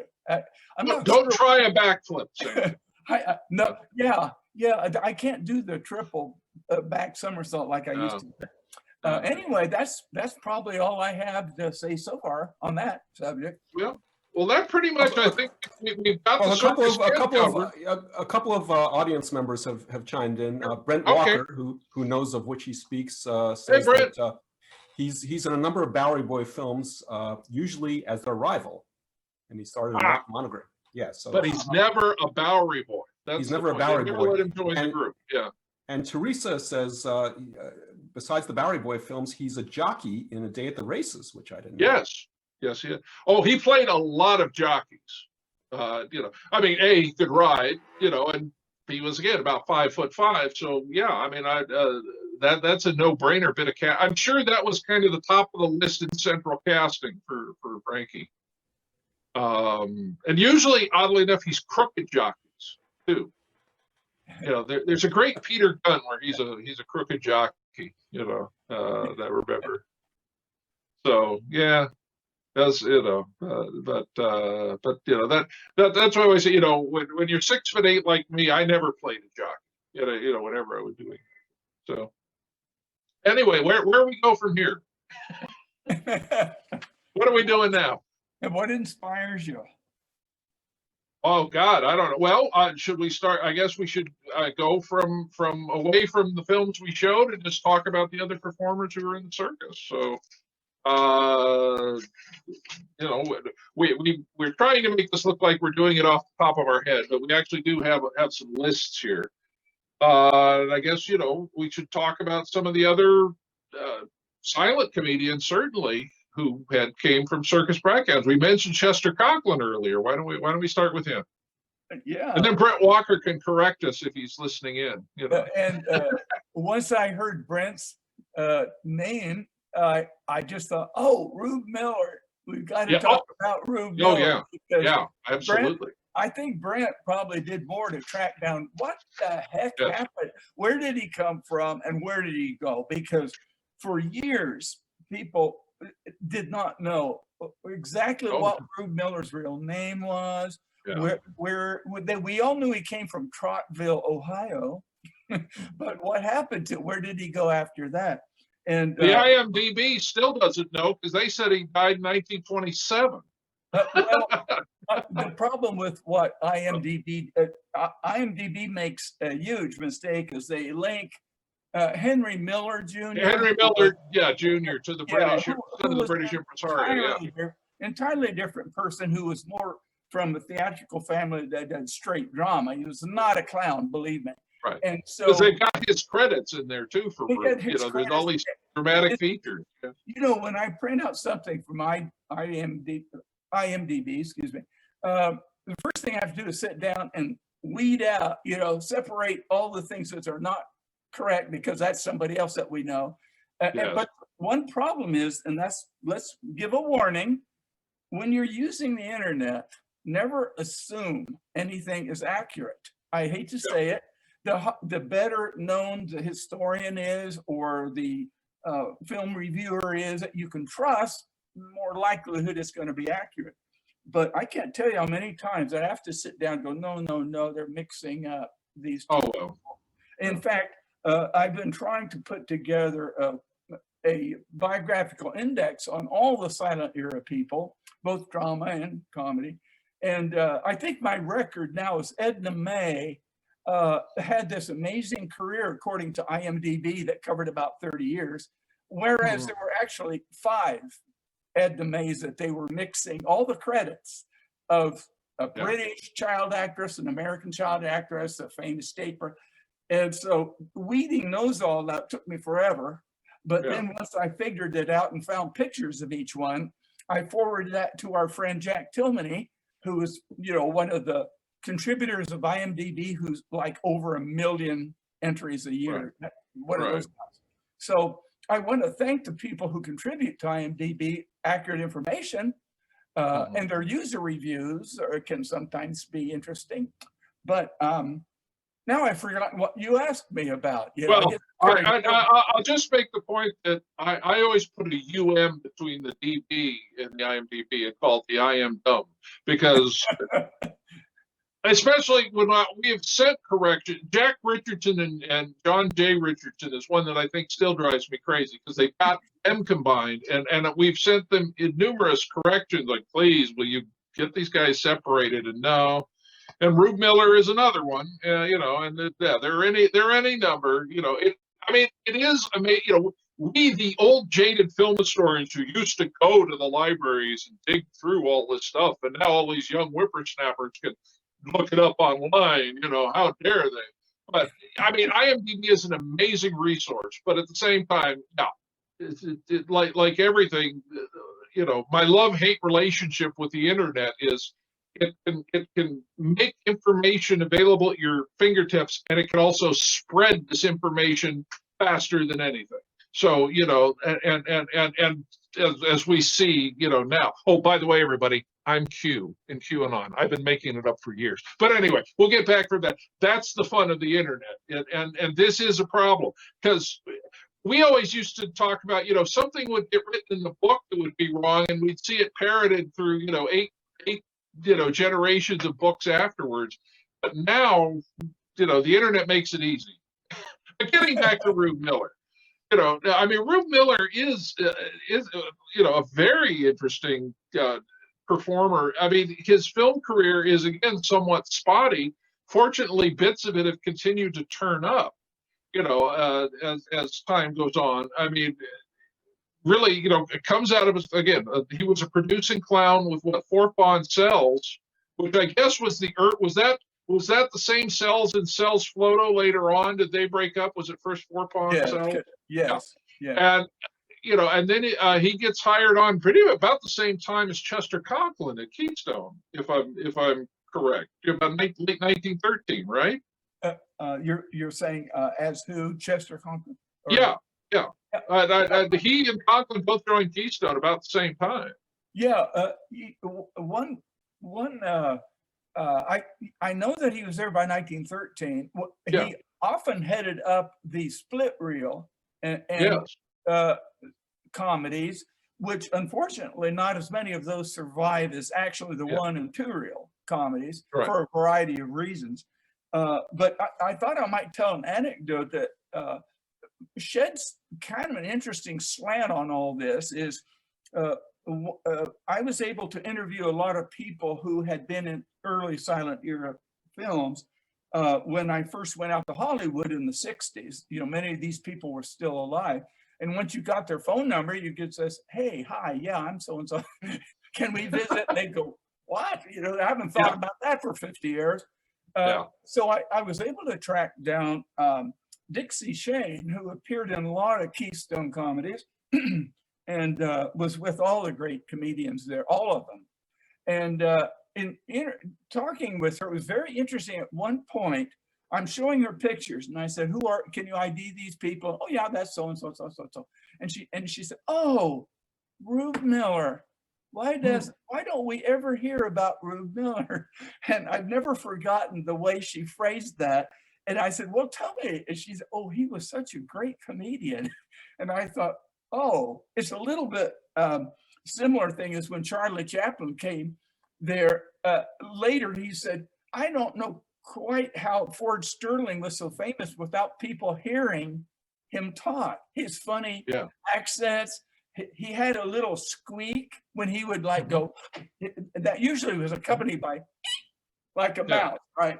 And so even Chaplin saw that. Is like, well, you can hear it all in the Keystone Hotel, because he basically in the Keystone Hotel in 35. Yeah, but getting back, reunion film, is doing all the shtick that he's doing in silence. Yeah. Fortunately, he left some sound film for Ford Sterling. I'm talking about.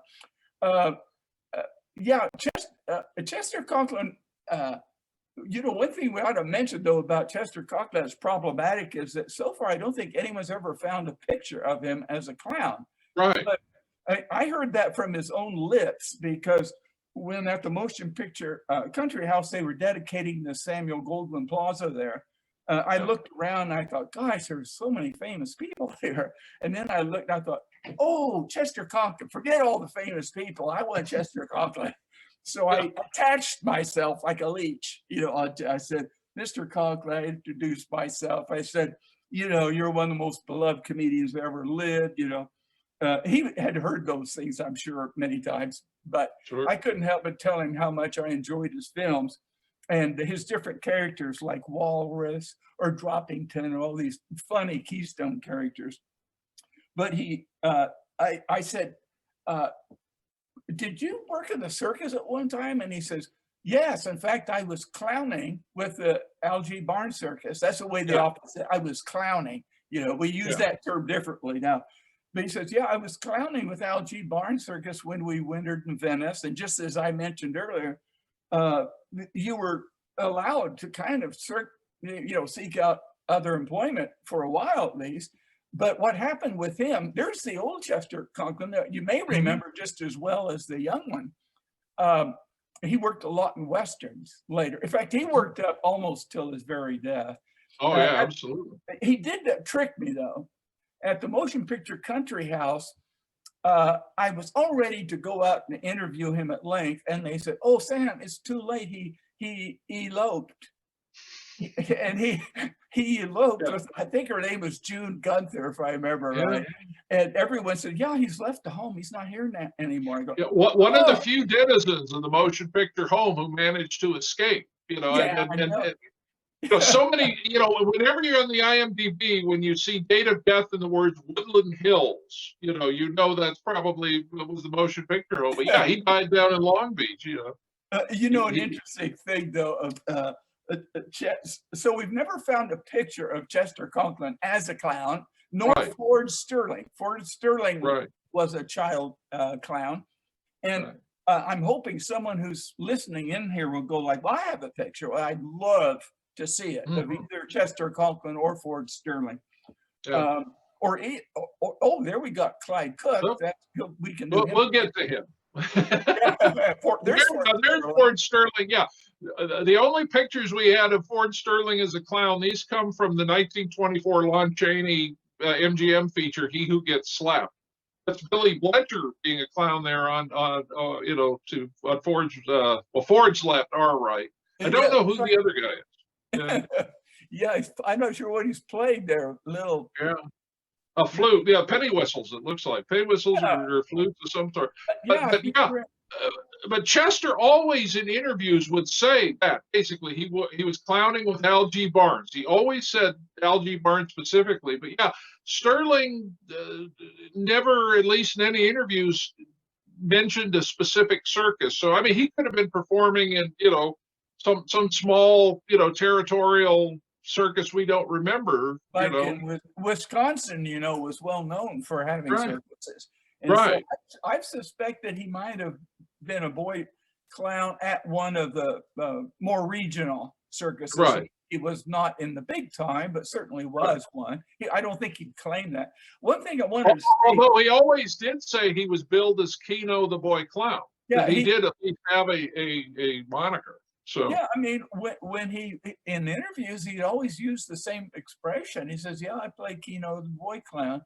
And I wanted to say one thing about Chester that I thought was very funny, and that was, I said, some of those stunts you did, those are pretty rough. And he says, "Yeah," he says, by the 20s, he was teamed, with a lot of the different comedians at Paramount, and was a lot of comedians transition into character roles, and were often wonderful. Like Burt Roach is another good example of a comedian who transitioned beautifully into character roles.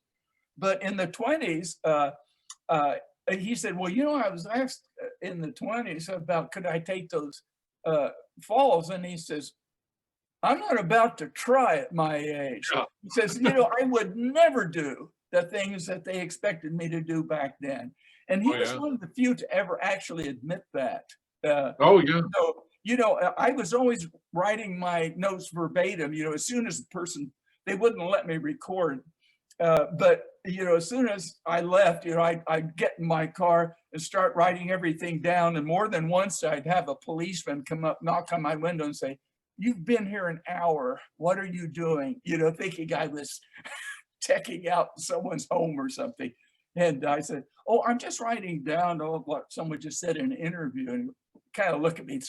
And then if I showed them my ID, I'm from Kansas. "Oh, okay, you can go." So being from Kansas was very helpful if I were going the wrong direction on a one-way street in Washington, D.C. and stop and say, "Oh, I don't know. I'm just here from Kansas." "Oh, well, go right along." You're just a rube, Sam.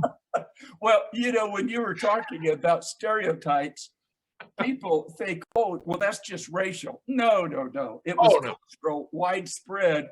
And you might, I could give as an example for me, the hick, from the sticks, from somewhere in the Midwest or central U.S. It's like everyone was in corn stalks, or had wheat or something in their mouth.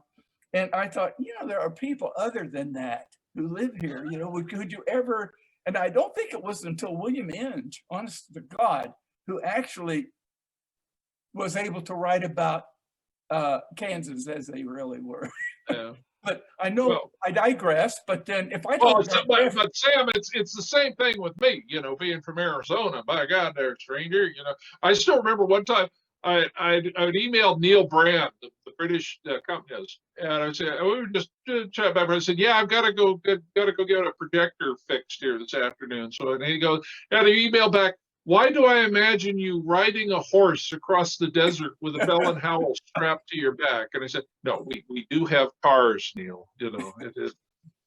Yeah, Yeah. never been much of that cowboy type, you know. But yeah, I mean, we all again, you can't get rid of stereotyping in life, whatever people want to think. I wonder But if we should mention, talk maybe to switch gears a bit of Bert Williams.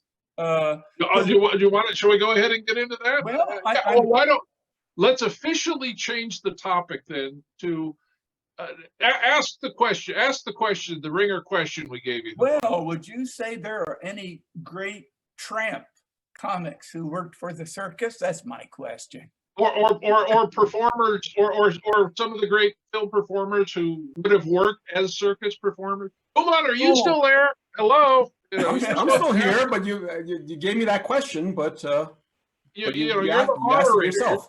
You're the ringer. You're supposed to be asking these things. You asked the question. You asked the question already. Well, now that you've mentioned it, yes. Yeah, what would you like to talk about?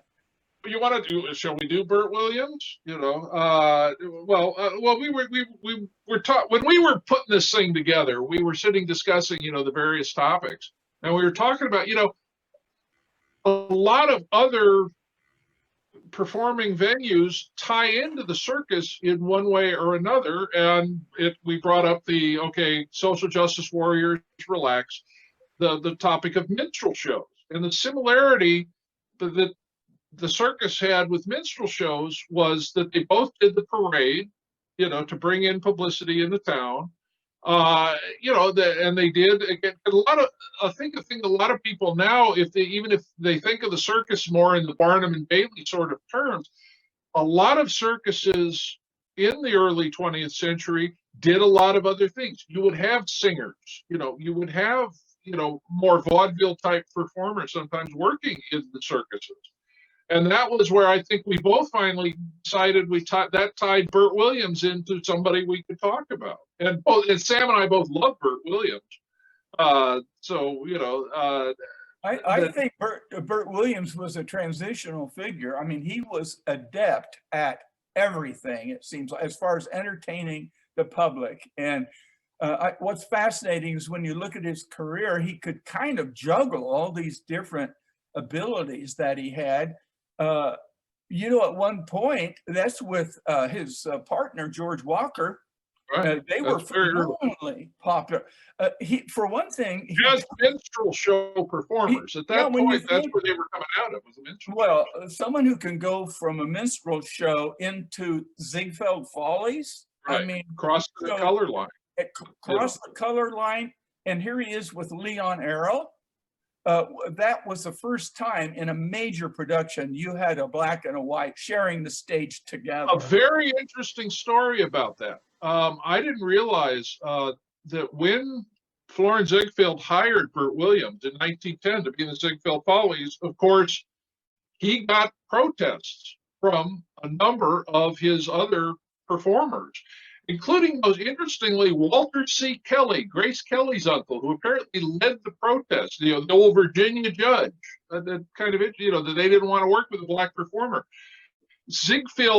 What Ziegfeld said to them was, I can replace any of you. I can't replace Bert Williams. I love that. It's very true. Leon Errol was the first of the performers who worked for Ziegfeld who welcomed him and agreed to perform with him. And they apparently became very good friends, as apparently Bert Williams and W.C. Fields did too. But Leon Errol was the only white pallbearer at Bert Williams' funeral. I thought that, you know, that they did have, they were very close friends. So go ahead, Sam. Well, no, that's fine.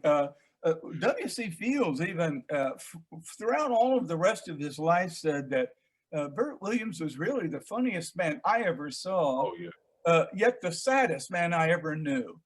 Yeah. And it's unfortunate that what happened during the mid-teens, especially once we got involved in World War One, devastated a lot of different comedians, particularly what they call Dutch comedians, which Dutch really was Deutsch, it's Sure. German German comedian. comics, yeah. And Yeah. if you look at Variety magazine, during that period, you see more suicides by more Dutch comics than anything.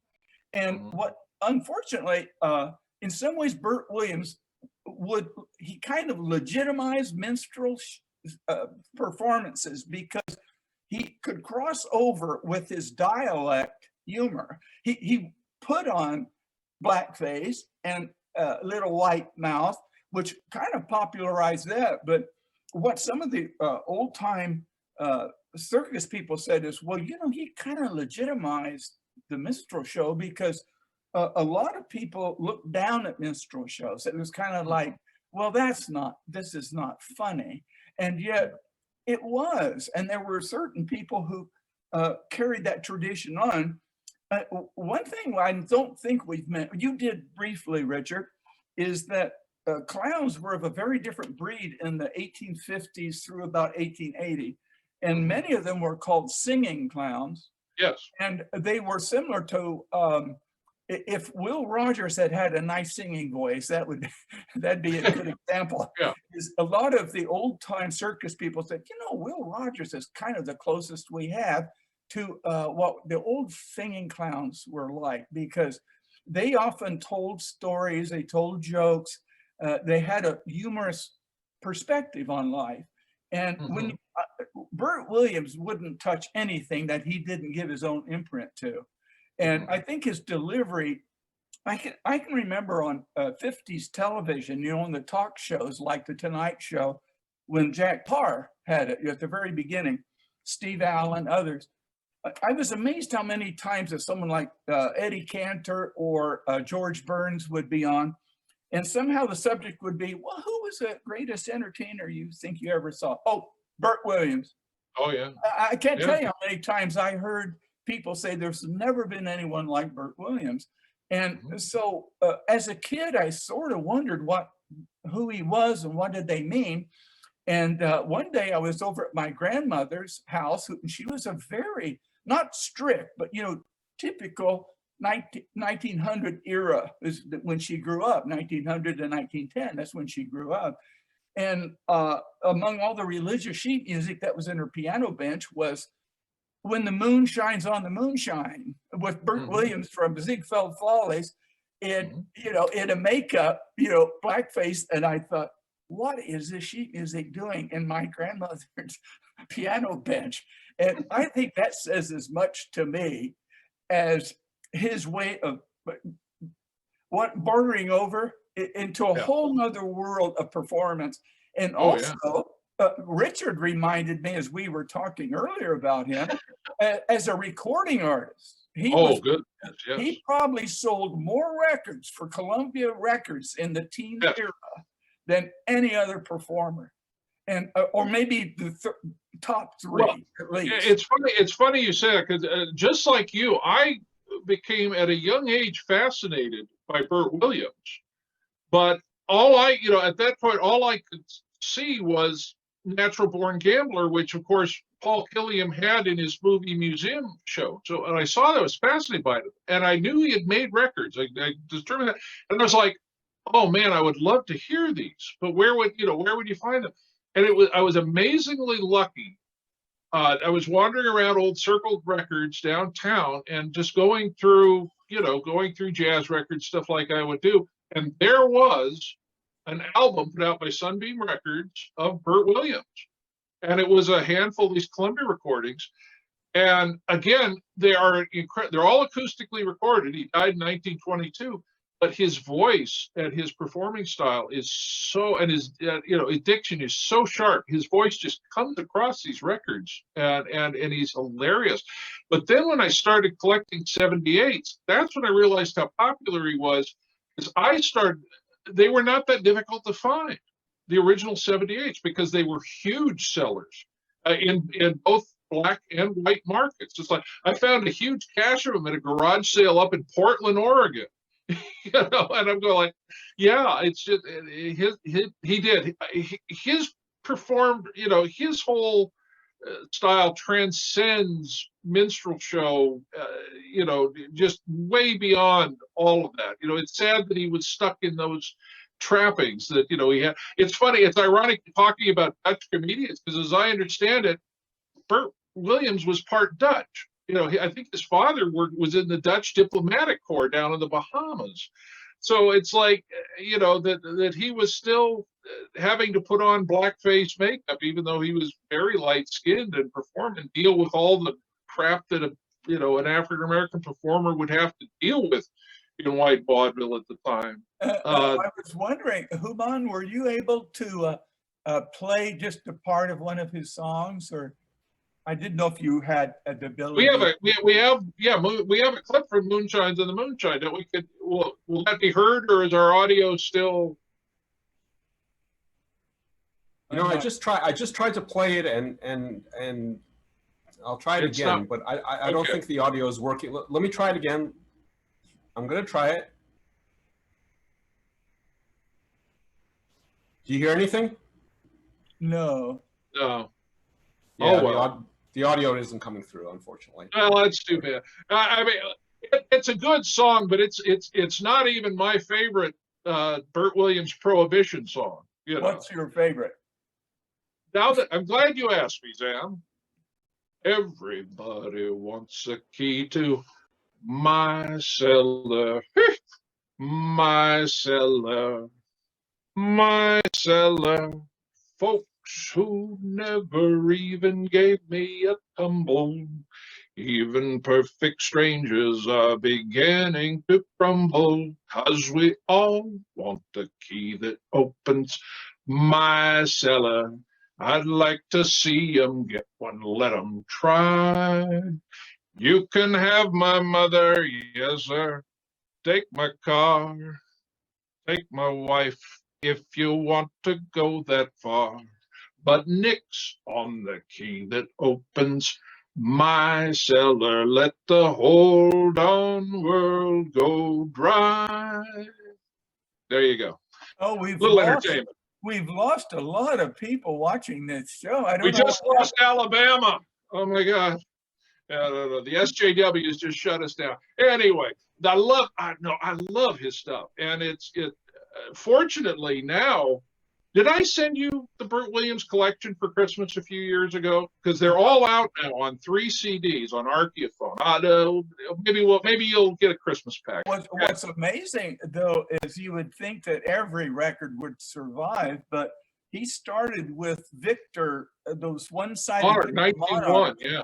In 1901, and believe it or not all of them are known to exist as far as. No, in fact, when Archaeophone did that set, the last volume they did was volume 1, because they were still madly looking for them. And but they did manage to track down a number of them. And although sadly they're not his, I don't think they're his best work. It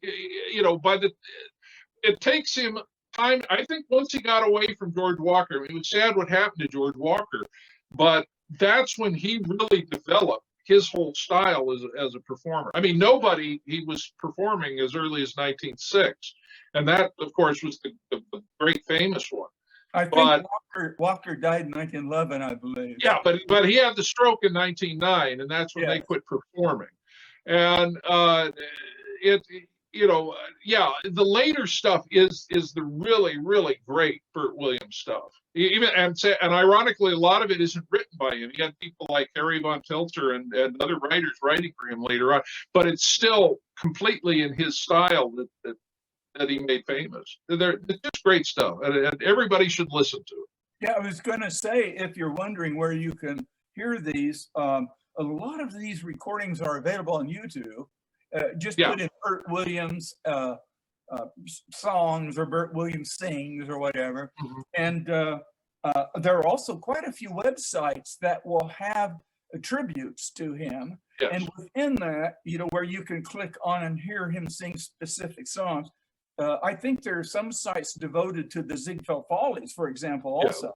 where you can Well- hear, all the great performers of their age who made recordings. You actually hear their original recordings. Funny, Richard, when you mentioned collecting records, the only shop I could find that had them was a thrift store in the black neighborhood of Hutchinson, Kansas. And so, the records I found there were like of Ma Rainey and Bessie Smith and Bert Oh yeah, Williams. yeah. No, I get you. I was shopping in those same places. Yeah, But again, it wasn't like finding Skip James Paramounts. I mean, like I said, I was finding these in estate sales in high class homes in Portland, Oregon. So it's really he definitely had a large white audience that enjoyed him at the time. Well, the point I wanted to make though was that whenever I found a Bert Williams record, poor thing had been played 1,000 times. Yeah. And so, most 78s will show wear, particularly if the person didn't change their needles or have a good needle. And so I thought, oh, great, Bert Williams. Oh no, I could even tell, all the distortion that's now in it. But it gave me a chance to actually hear him because by the 50s, I don't think any of his recordings were on even those, wonderful record that we're looking at history of. They were into the 40s because I have an album that Columbia put together in the 40s. And I mean, how many acoustical records still in being pressed? I would have killed for one of those. I didn't even know it was made, or I probably would.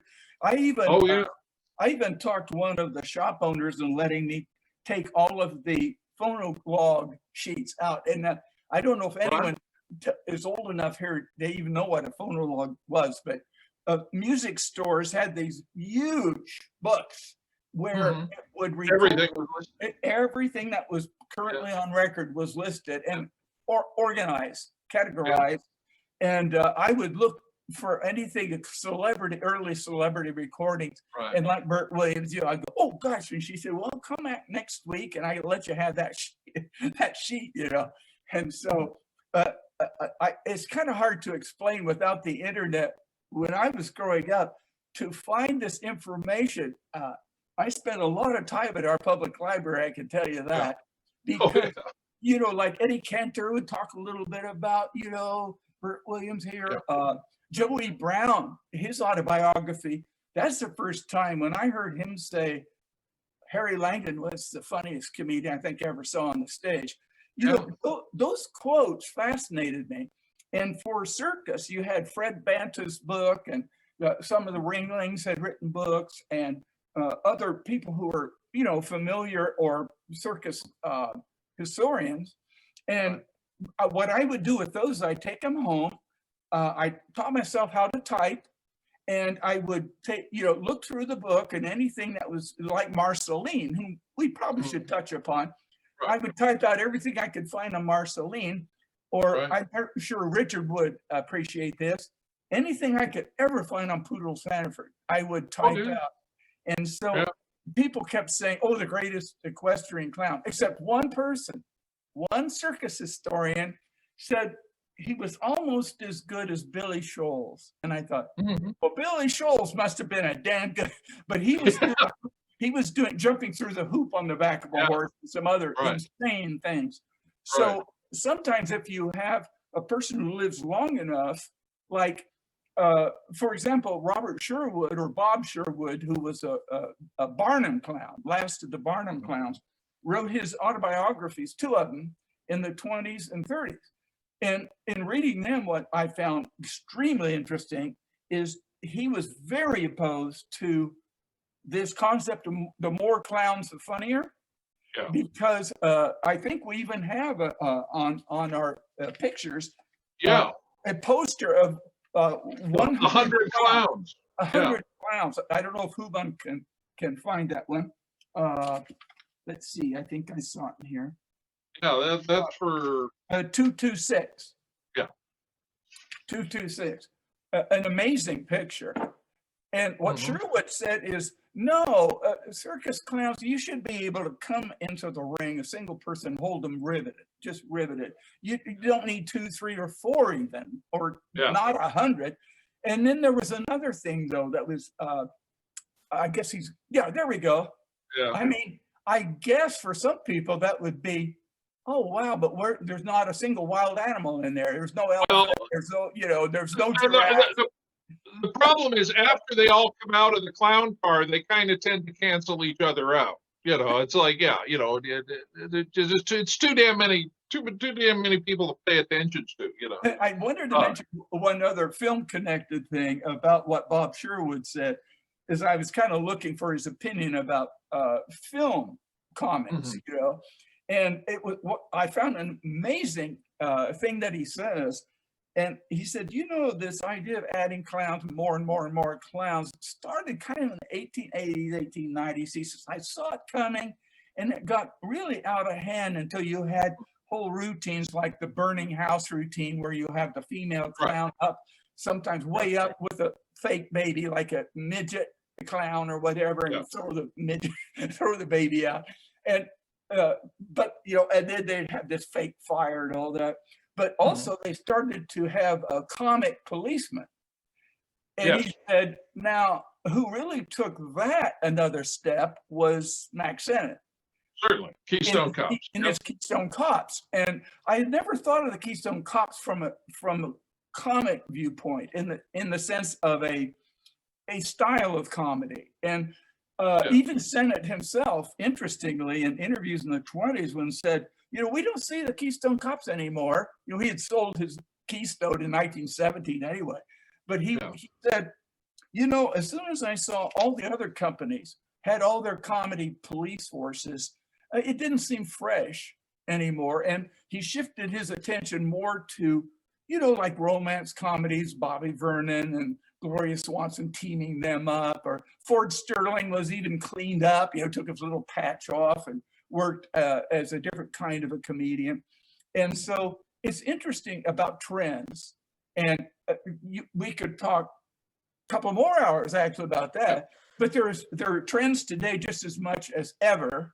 And, when I look at all the people who passed away this last year, or, almost the end of the year, and I think, who are these people? Because they're performers in a style I'm not interested in, and I'm not going to go there to say which ones, but it's like, no, I would rather hear a singer whose words you can actually understand, playing with a band that has a banjo and a tuba in it.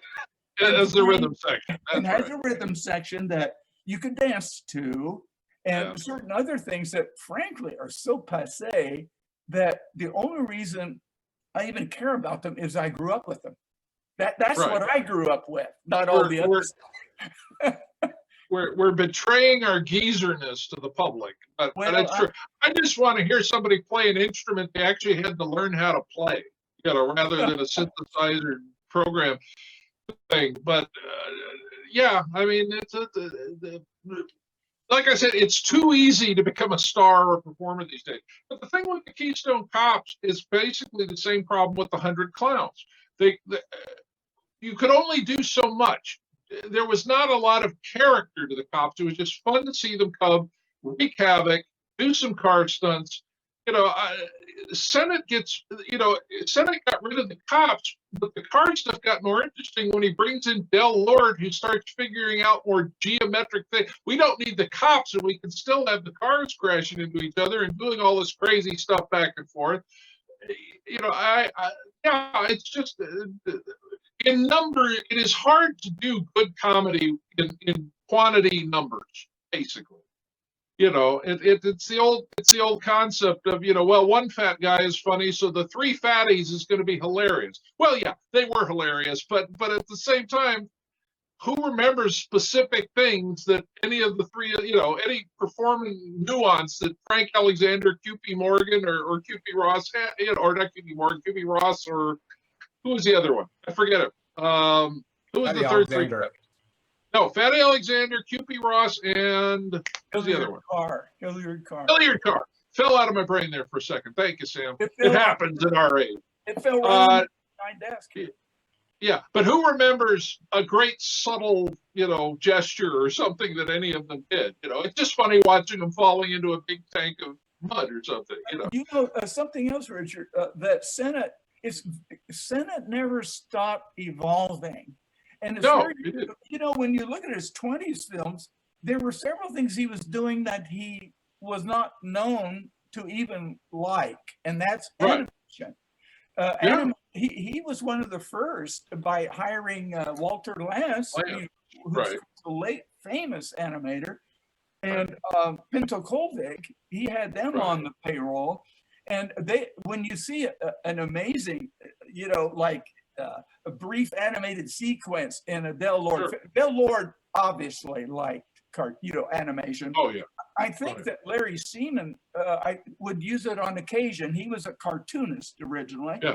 And stop motion animation. Yeah, and you know, stop motion. three-dimensional animation too. Yeah. Yeah, well, oh gosh, Charlie Bowers. Charlie Bowers. We Yeah. should probably at least let's tip our head to Charlie Bowers, one of the great comics geniuses, really. And yeah. and I forgot him off our list. The only person I forgot. Well, I don't think there's any. I can't see a circus connection there. We just like him, so we'll mention it. So it's our show. We can do whatever the heck we want. Well, that might lead us to a question I had for Richard, and that is, what's the test of the term silent clowns has been attached to silent screen comedians very often. Right. And of course, Walter Kerr wrote a fabulous book called The Silent Clowns. But even at the time when he chose that, I thought, I wonder if that's accurate exactly. Because, you know, who is or who isn't? Now, an example would be Charlie Chaplin. You could say, well, yeah, he's in the tradition of the tramp comic. That was a clown, a tramp clown, and the minstrel. Right. But then with lots of other things thrown in with the music hall and those. Right. But, you know, with Richard, I said, you know, I must have eaten too much Welsh rarebit or something, because last night I had a wild dream and I thought a criteria that a person could use is, would this comedian be funny if he were to step into a ring or one of three rings and hold an entire tent full of people riveted on what he's doing? And there are a lot of comedians that, I'll give one as an example. I don't think Harold Lloyd could have pulled it off, because Lloyd needed his story and his character, and you had to really care about that. Now, Buster Keaton could have done it with his eyes. Well, Buster Keaton did it at the Circus Medrano. Well, yeah, he did. So, but I began to think, well, how about Charlie Chaplin? I said, yeah, probably Chaplin could have kept the whole audience. Now, the most clown-like would be Harry Langdon. Yeah, in fact, you know, Huban, there are a few Harry Langdon pictures I thought people might enjoy. If anyone has thought, well, was he really a clown? I want to say, well, yes, indeed there are. And certainly, you know, I always said, even in film, Harry Langdon is almost always working. You always get the feeling he's working to a proscenium. You know, Harry Langdon stuff is always better in long shot, where you have him working in relationship to somebody. It's a totally performance-oriented style. I think he would have been brilliant in the ring, you know, working as a... And also, you can see that he's really wearing clown makeup. I mean... Oh, yeah, well, clown white, yeah, sure. But all comedians wore clown white. It just depends on the level of it we're talking about. Well, yeah, I mean, his face is a mime face. It's a clown face. There's Max Sennett. Matt, you know, it's interesting. Saul Lesser's the one actually brought Harry into pictures in 1993, but he was disappointed in the films that Harry had made, and so he held them from release. And Max Sennett said, well, I'll you know, give him a contract, and took him over to Sennett, which is in a way kind of interesting that Sennett, as I was saying, really was evolving. Sennett had not been very successful with anyone as a clown per se in his films.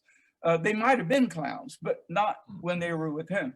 With Harry Langdon, I think he saw, you know, this fellow could, I think, really hold an audience. And what's more, Harry Langdon's comedy was probably the slowest in delivery of, I think, any comedian at the time, because most comedians were hired because they could rush around and do 10 things to every other comedian's one.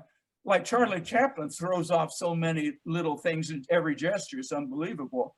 But with Langdon, it was very measured. And you had to really watch his little gestures, or sometimes it was where he didn't actually follow through with the gesture, or the way he reacts. Sennett was brilliant at the way he could get his comedians to react for comic effect. And that hasn't been mentioned too many times, but I became aware of it a long time ago. And there was a woman who had been an actress at his studio beginning in 1913. Her name was Beatrice Van. And Beatrice said, one of the big things I learned from Sennett was, okay, now stop, take it big. And what he meant by that is you're not reacting big enough to be funny.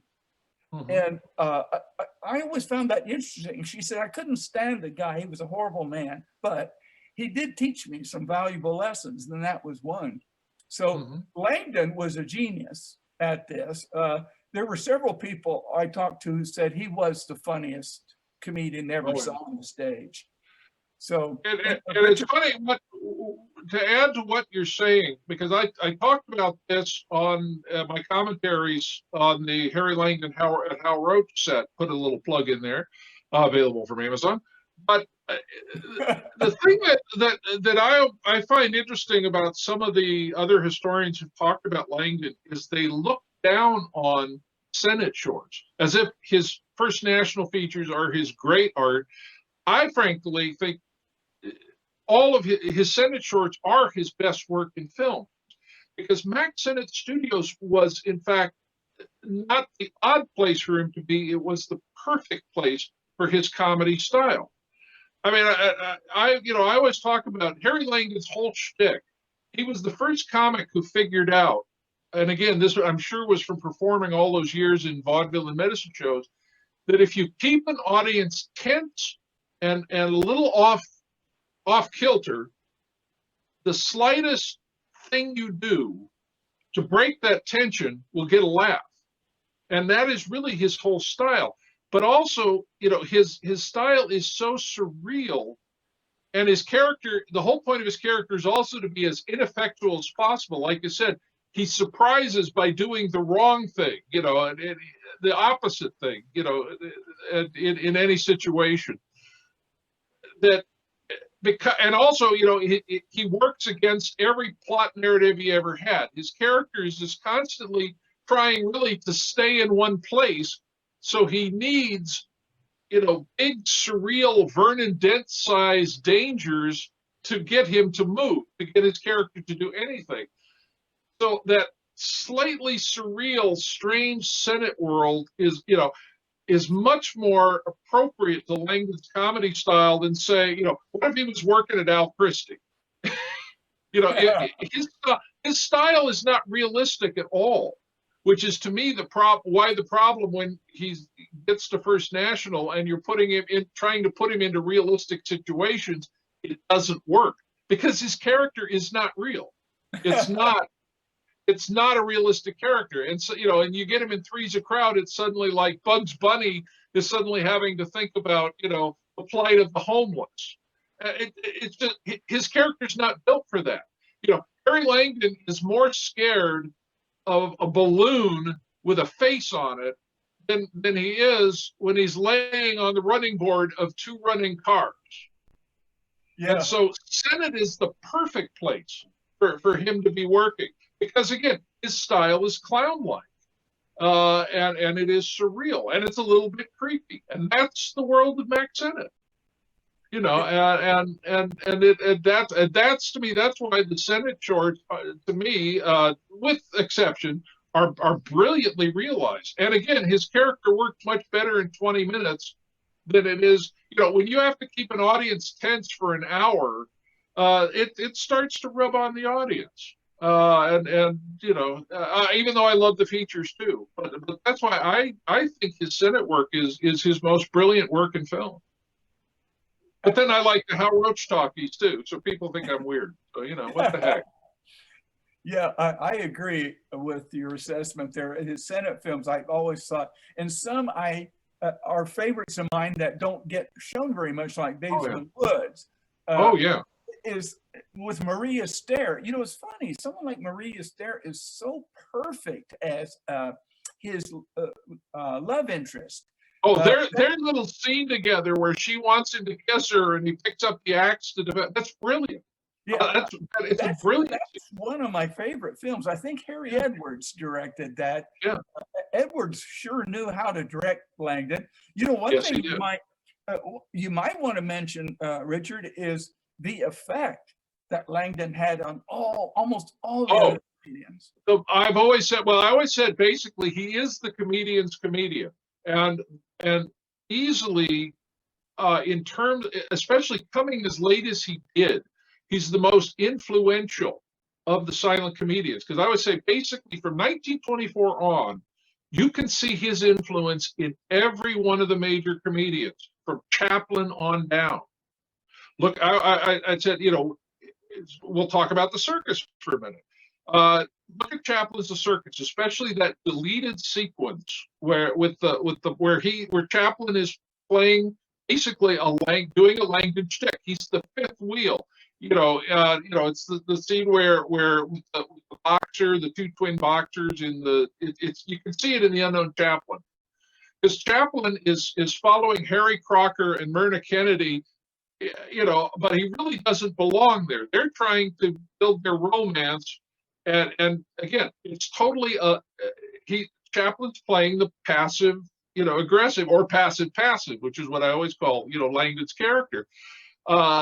It's funny, all those deleted sequences that you see in The Unknown Chaplin. I have always said the reason they're cut from Chaplin films is because Chaplin realized he's imitating another comedian shtick too closely. Because that whole thing in City Lights, that scene with the stick in the grate, that's a Laurel and Hardy bit. And I think he realized when he finished them, it's like, no, this is a little too close to somebody else. I don't think I should be doing this. But Keaton, look at Keaton in college. The baseball game in college. Keaton again is being the fifth wheel, and even in Steamboat Bill Jr., the scene where he and Marion Byron are trying to talk to each other and she keeps turning and ignoring him. That's all totally Langdon shtick. And of course Stan Laurel. I mean, Stan Laurel. Stan Laurel wouldn't exist without Harry Langdon, and Laurel acknowledged that. I mean, look, all you got to do is look at Stan Laurel pre-1924 and then look at Stan Laurel post-1925 to see the Harry Langdon influence. So, yeah, I mean, Langdon's just hugely influential. All the other comedians realized just how special, what he was doing was. Even if he, alienated his audiences, and sometimes was a falling will Langdon. I always said Langdon's performance is a tightrope walk. Completely, almost always, and sometimes he does fall, but most of the time he doesn't. And I've always found him fascinating. Obviously, I love them all, but Langdon has always been a special favorite. So there we go. That's all I got.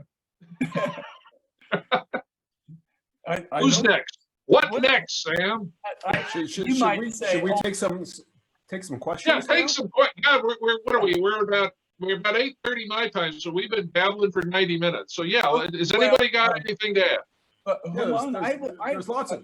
Oh, go ahead, Sam. Yeah, I just was wondering if we had any video clips that were available. I know you said the sound wasn't, but actually, somebody has suggested a way to fix the sound, and I think we got this fixed. Okay. So if you want to show a clip, I think we'll have some sound. Well, Bert Williams we were talking about, and there might be people out there listening who have never really heard Bert Williams. Okay, yeah, if you want to play that, go ahead. Let's try to play the Bert Williams clip. Hold on one second. I won't even sing along.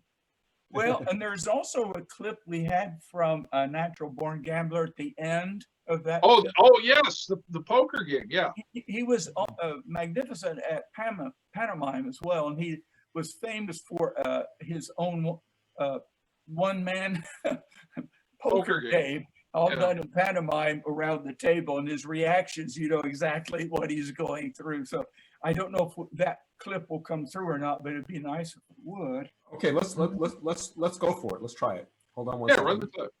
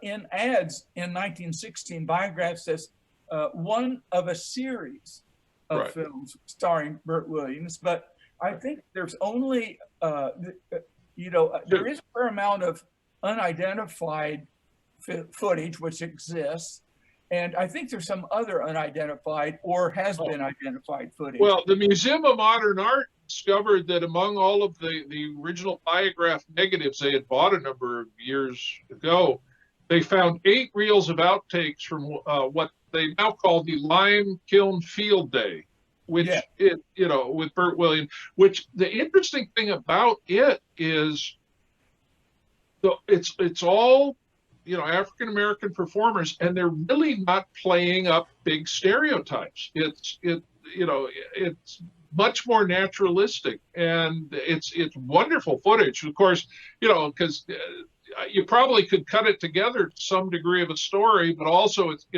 the fun in seeing rough footage is when they're done. You have these wonderful shots, where before they cut the camera, where Burt will look to the camera and you can hear, "Was that okay? How'd we do?" I always love watching the actors break character and become themselves, and I hope there's a little bit of that footage that Museum of Modern Art put up online, but I wish they would put out. I was lucky enough to, as many of the people watching who went to Mostly Lost the year that they showed all the hour or 74 minutes or whatever there is of it, and it was just fascinating footage. It was great, but no, his films are good. Fish, the second Biograph short, does exist online. It's sadly not a really good copy. I'm fortunate. I have actually 2 prints of Fish. I have one that is all the rough footage shot in sequence, and then I have a finished print of the film too. And it's delightful. Maybe not quite as good as Natural Born Gambler, but they're wonderful films. And I wish he had made more of them. Let's give another shot to the Okay. the song. Okay. How sad and still tonight by the old distillery, and how the moaners moan at the lager breweries. So, mister, if you please, don't let nobody sneeze up where the moon shines on the moonshine so stillily, so stillily. Eureka! I just love that. That whole song. That whole song is just so good from beginning to end. I couldn't even figure out, what clip can I make from this, but we kind of wanted the show to keep going. And so we're not, excerpting whole songs or films. Some of the films, actually, you can see on the website. Just go to nilesfilmmuseum.org and click on the icon upper left, and that'll take you into the events page. And you can see all of the various programs that are this weekend, including, like Eric Curlin talking about 3D and, our program, and then certain films that were put up that would be otherwise hard to see, like Circus Days with Poodles Hannaford and the Circus Kid with Joey Brown and Frankie Darrow and Poodles also. So I just wanted to kind of toss that back out there. But Human, thanks a lot for getting that clip to play, because I think a lot of his personality, I always loved music and playing different instruments when I was young. And I remember how many bassoon players would go, "Oh, don't make me play something funny." I didn't, and you probably noticed how that, the bassoon was considered a comical instrument. And another instrument that was considered comical almost throughout the entire teens and early 20s was the trombone. Well, I think it was probably Jack Teagarden and the New Orleans trombonist. I think that said, no. And so trombone was shifted more towards blues, played beautifully, and especially with like Jelly Roll Morton's groups. And Jack Teagarden took it to a whole nother level. And so when you hear these early recordings,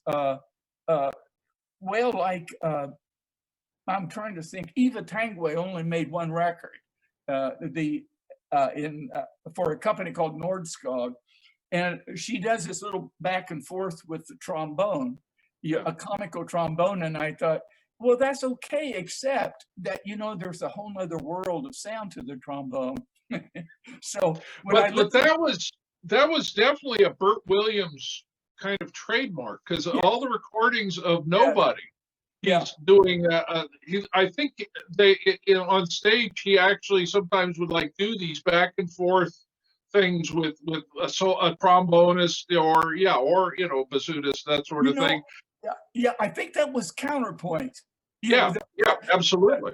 Because if you're hearing my routine and it's the same every time, it's amazing how many vaudeville performers especially would include songs or dancing. We haven't really mentioned dancing too, but because that's not as much circus oriented. But there were in the early days in the 1800s, most clowns also did eccentric dancing. And you have a fair number of comedians who came from that tradition as well. In fact, I think Frankie Darrow's father was also Jack Coogan.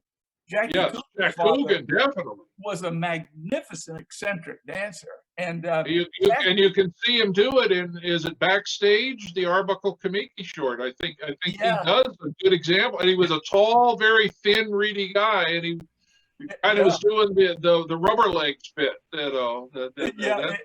It's funny. Definitely Backstage. What was that, Human?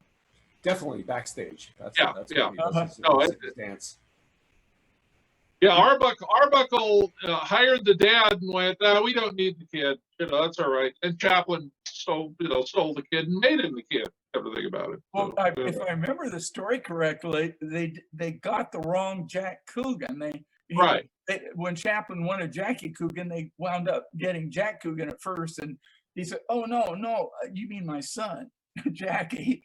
And if anyone has seen that unbelievable footage of him doing a shimmy, in the Gilded Gray tradition, instead of footage that I don't know if that was a newsreel footage or just Chaplin had it shot. Yeah, I think that was just something he shot. They're entertaining the First National executives who were all out there for an exhibitor convention. Yeah. But what's amazing is to see Chaplin's reaction is it's like, what is this kid doing? And it's funny it's sort of fun to see Chaplin in footage like that, where he's reacting to another performer. Right. because people have often said, "Oh, so many comedians are so vain. You know, they Mhm. want all the attention to themselves." And I go, Right. "Well, you know, if they're carrying a whole picture, or Yeah. they're your co-star, you want them." I mean, even Larry Seaman worked with Stan Laurel and they Sure. almost became a team there. But Absolutely. Yeah. obviously Seaman was happy with it. It's just that, you know, I think he thought, I can't do too much of this unless we're a team. Right. And Right. Larry Seaman, I don't know if we need to go into pictures and things about Larry Seaman, but I've always thought, you know, particularly with his cartooning and some of his cartoons that you can see, Yeah. are very clown and circus Oh, like. he's another very clown-like person. I don't know that he'd be that good in the ring because he'd come out to perform and then his stuntman would have to come out and do the fall and then leave. But yes, his persona is definitely very, again, heavy on the clown white. And it also very interesting toward the end of his career, he's imitating Harry Langdon. If you've ever seen Spuds or Dummies or his later films, yeah, definitely the Harry Langdon influence is hitting Larry Seaman too. But Speaking of stunts, I was wondering Human, if you could give 131, put that up. It's the only picture I've been able to find of Henry Murdoch. And yes. Henry Murdoch is an interesting figure in film. He died quite young in the 20s. 131, I think. And the first, I had seen him in a few comedies like A Hula Honeymoon, which was made in Honolulu. I mean, the Christie Company actually sailed to Hawaii to make the movie. And I'm sure to give people a break. You know, like Dorothy DeVore was given a break, although I think she refused to work. So she's not in it. So they elevated Babe London and Henry Murdoch to be kind of a little team there for a while in Hawaii. But I found an astonishing interview in 1917 where a gentleman who never wrote another piece for any fan magazine by the name of Robert Francis Moore was wondering, how do comedians and comics take their falls without killing themselves, literally? And so he thought, well, why don't I interview Charlie Chaplin, which he does in his article. And he interviews Ben Turpin. And the reason he interviewed Ben Turpin is when he asked Charlie Chaplin, did he have a favorite comedian? He says, I think I admire the most Ben Turpin, which I had never read this anywhere else but in this article. And he says, he earns every laugh he gets. And that's a direct quote from Charlie Chaplin. Then he interviewed Henry Murdoch, who was working at that time for Vogue, where Rube Miller was working as well with Ben Turpin. And but in the interview, he's worked, I think maybe at Calum, and then with Hammond Budd, I think he worked there. And, I was going to mention that the other place to see Henry. It's interesting. I think Henry Murdoch and Rube Miller both go over to Calum and start working in Hammond Budd comedies right about the same time, end of 15. And if you want to see Henry Murdoch playing really bizarre characters, that's where you go, or the Hammond Budd short. He is a strange looking guy, but he's playing mad butchers and doctors and all sorts of craziness in the Hammond Budd comedy. There was some footage found of one of the Ivy Close comedies made in Jacksonville at Mostly Lost. We should give a little round of applause to Mostly Lost, which are a Library of Congress at the Packard Center. They yearly, except this year, of course, meet and look at film footage that is largely unidentified, or what Rob Stone calls under-identified. It came out of what we used to do with him at UCLA when we would sneak in and do it ourselves, and identify stuff for them. Yeah. I don't know if they ever wanted to know that. So it was great for us because we could all gather together, and then Rob would show all this great nitrate footage, which was fabulous. But what I wanted to say about Murdoch is he said something very interesting about his acrobats and how come he never killed himself. And he said, well, first of all, he says, I was born to it because, you know, I could always take falls as a kid. They never bothered me. And he said, in fact, I can fall down a staircase easier than I can doing a back flip. Like, you know, like Rube Miller or Bill Hobber, who we should mention Bill Hobber also. Right, Some of right, the great stuntmen could do these fabulous flips. And he said, right. you know, those are kind of hard for me, but, you know, I can fall down a staircase. Well, what's interesting is most acrobats or stuntmen will say, those are falling down staircases are very risky because as you're falling down, to make sure that you're not breaking your neck or another bone is hard. But he says it was always natural for me. And so and then the only other person that this guy interviewed was an unnamed director at Keystone. And he said, well, as far as stunts, you know, we had a lot of guys who didn't really know how to take falls, but they do it anyway, like our Keystone cops. And he said, so, you know, if they were willing to be a cop, you know, they may not really know how to take a fall, but they do it anyway. And he says, and the nice thing about Keystone cops at Keystone was if the actor isn't working out too well, the main comedian, then or there needs to be a little more punch at the end, we just bring in the Keystone cops.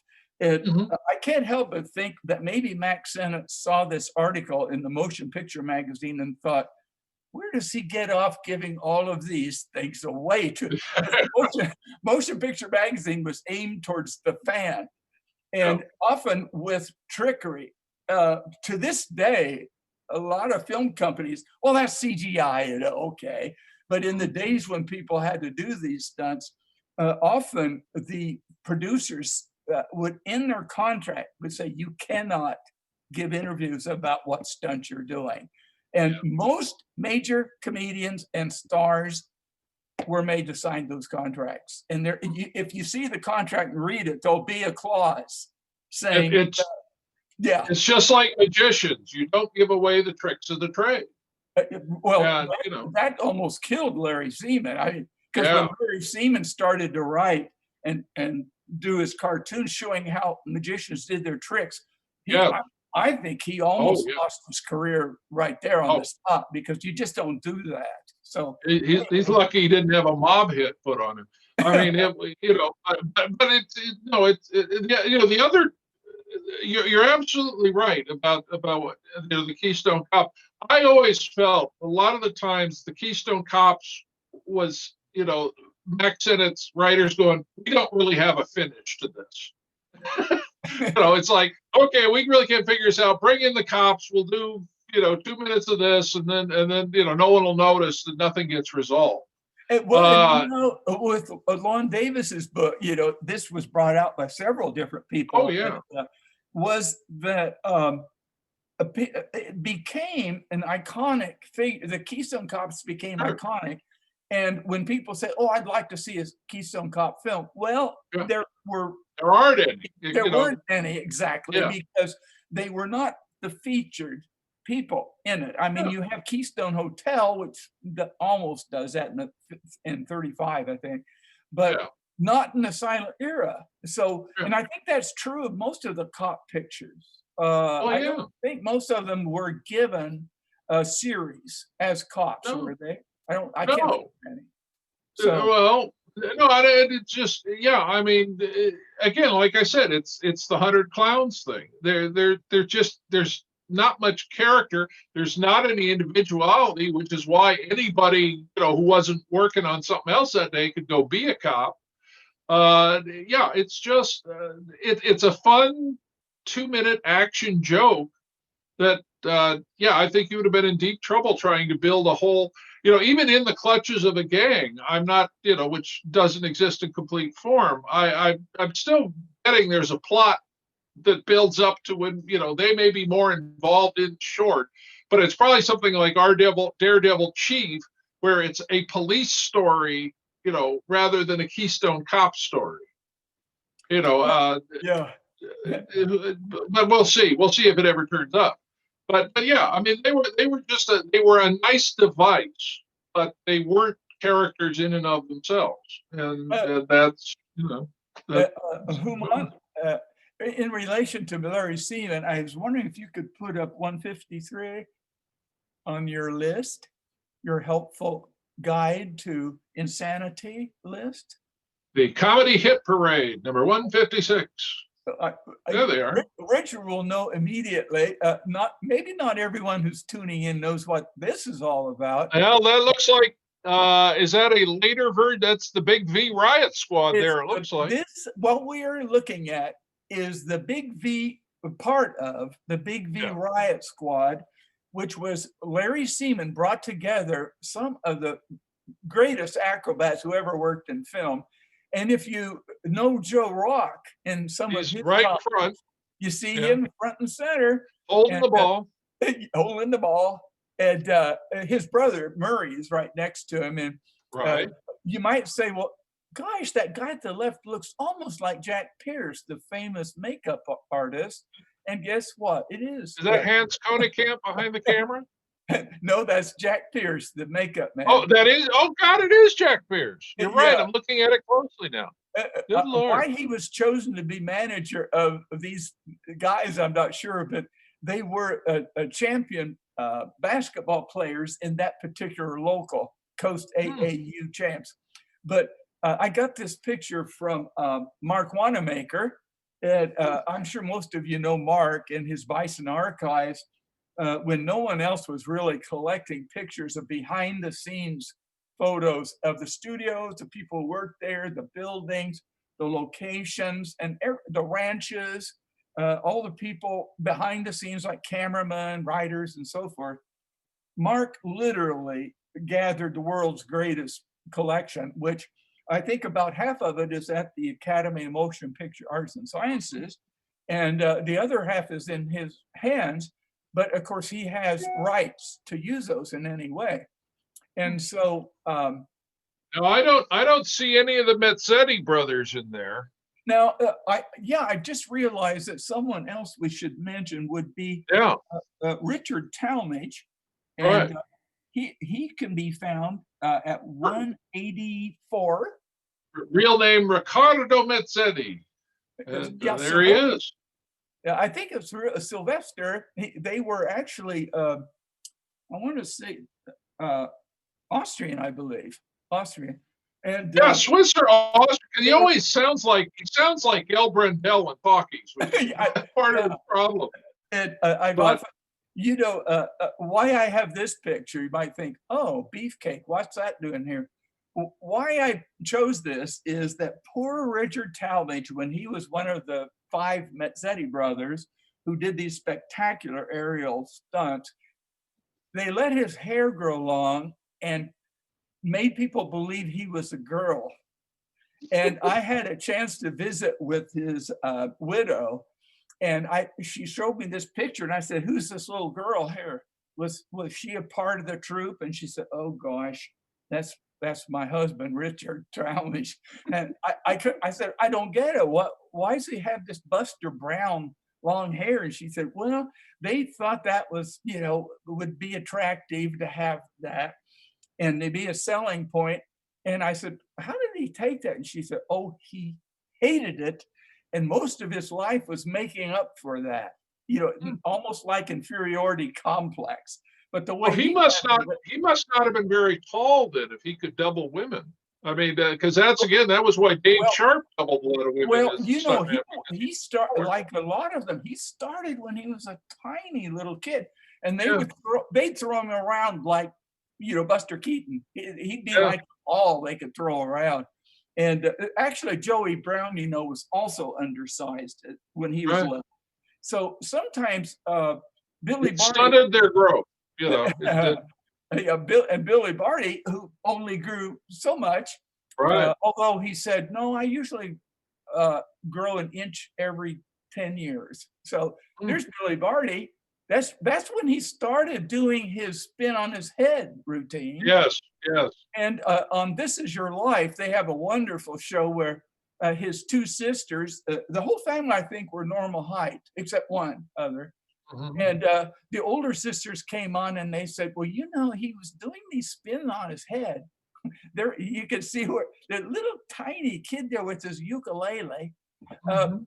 I'm happy we can talk briefly about this series was called Smitty Comedies done Yes. for Tom Pathé. Haynes. And Yeah. you know, we haven't actually talked about oh, let's put on a show or kid, comedies. But Oh, well, and well, Smitty was an interesting case based upon a cartoon strip, and they wanted to keep some of the look of what the cartoon kids looked like, but have to choose real people. So Donald Haynes, whom many of you I know will know from the Our Gang, and then I think later he was with the East Side Kids, I think, or at least the yeah, local yeah. I boy. think he is in some of those. We need Brent will chime in and correct Brent. us. But anyway, And these, by the way, these shorts, I believe, were directed by George Marshall, yeah, too, for Amity Vampiro. well, any of them that I've seen, John Hampton at the Silent Movie Yeah. Theater had a whole raft of them, Oh, and yeah. so I got to see most of them, and I think they hold up quite well. Yeah, And they're fun. I just want to say Betty Jane Graham is the girl, Jackie Right. Combs, who didn't have much of a career, but it's interesting that little Billy Barney there.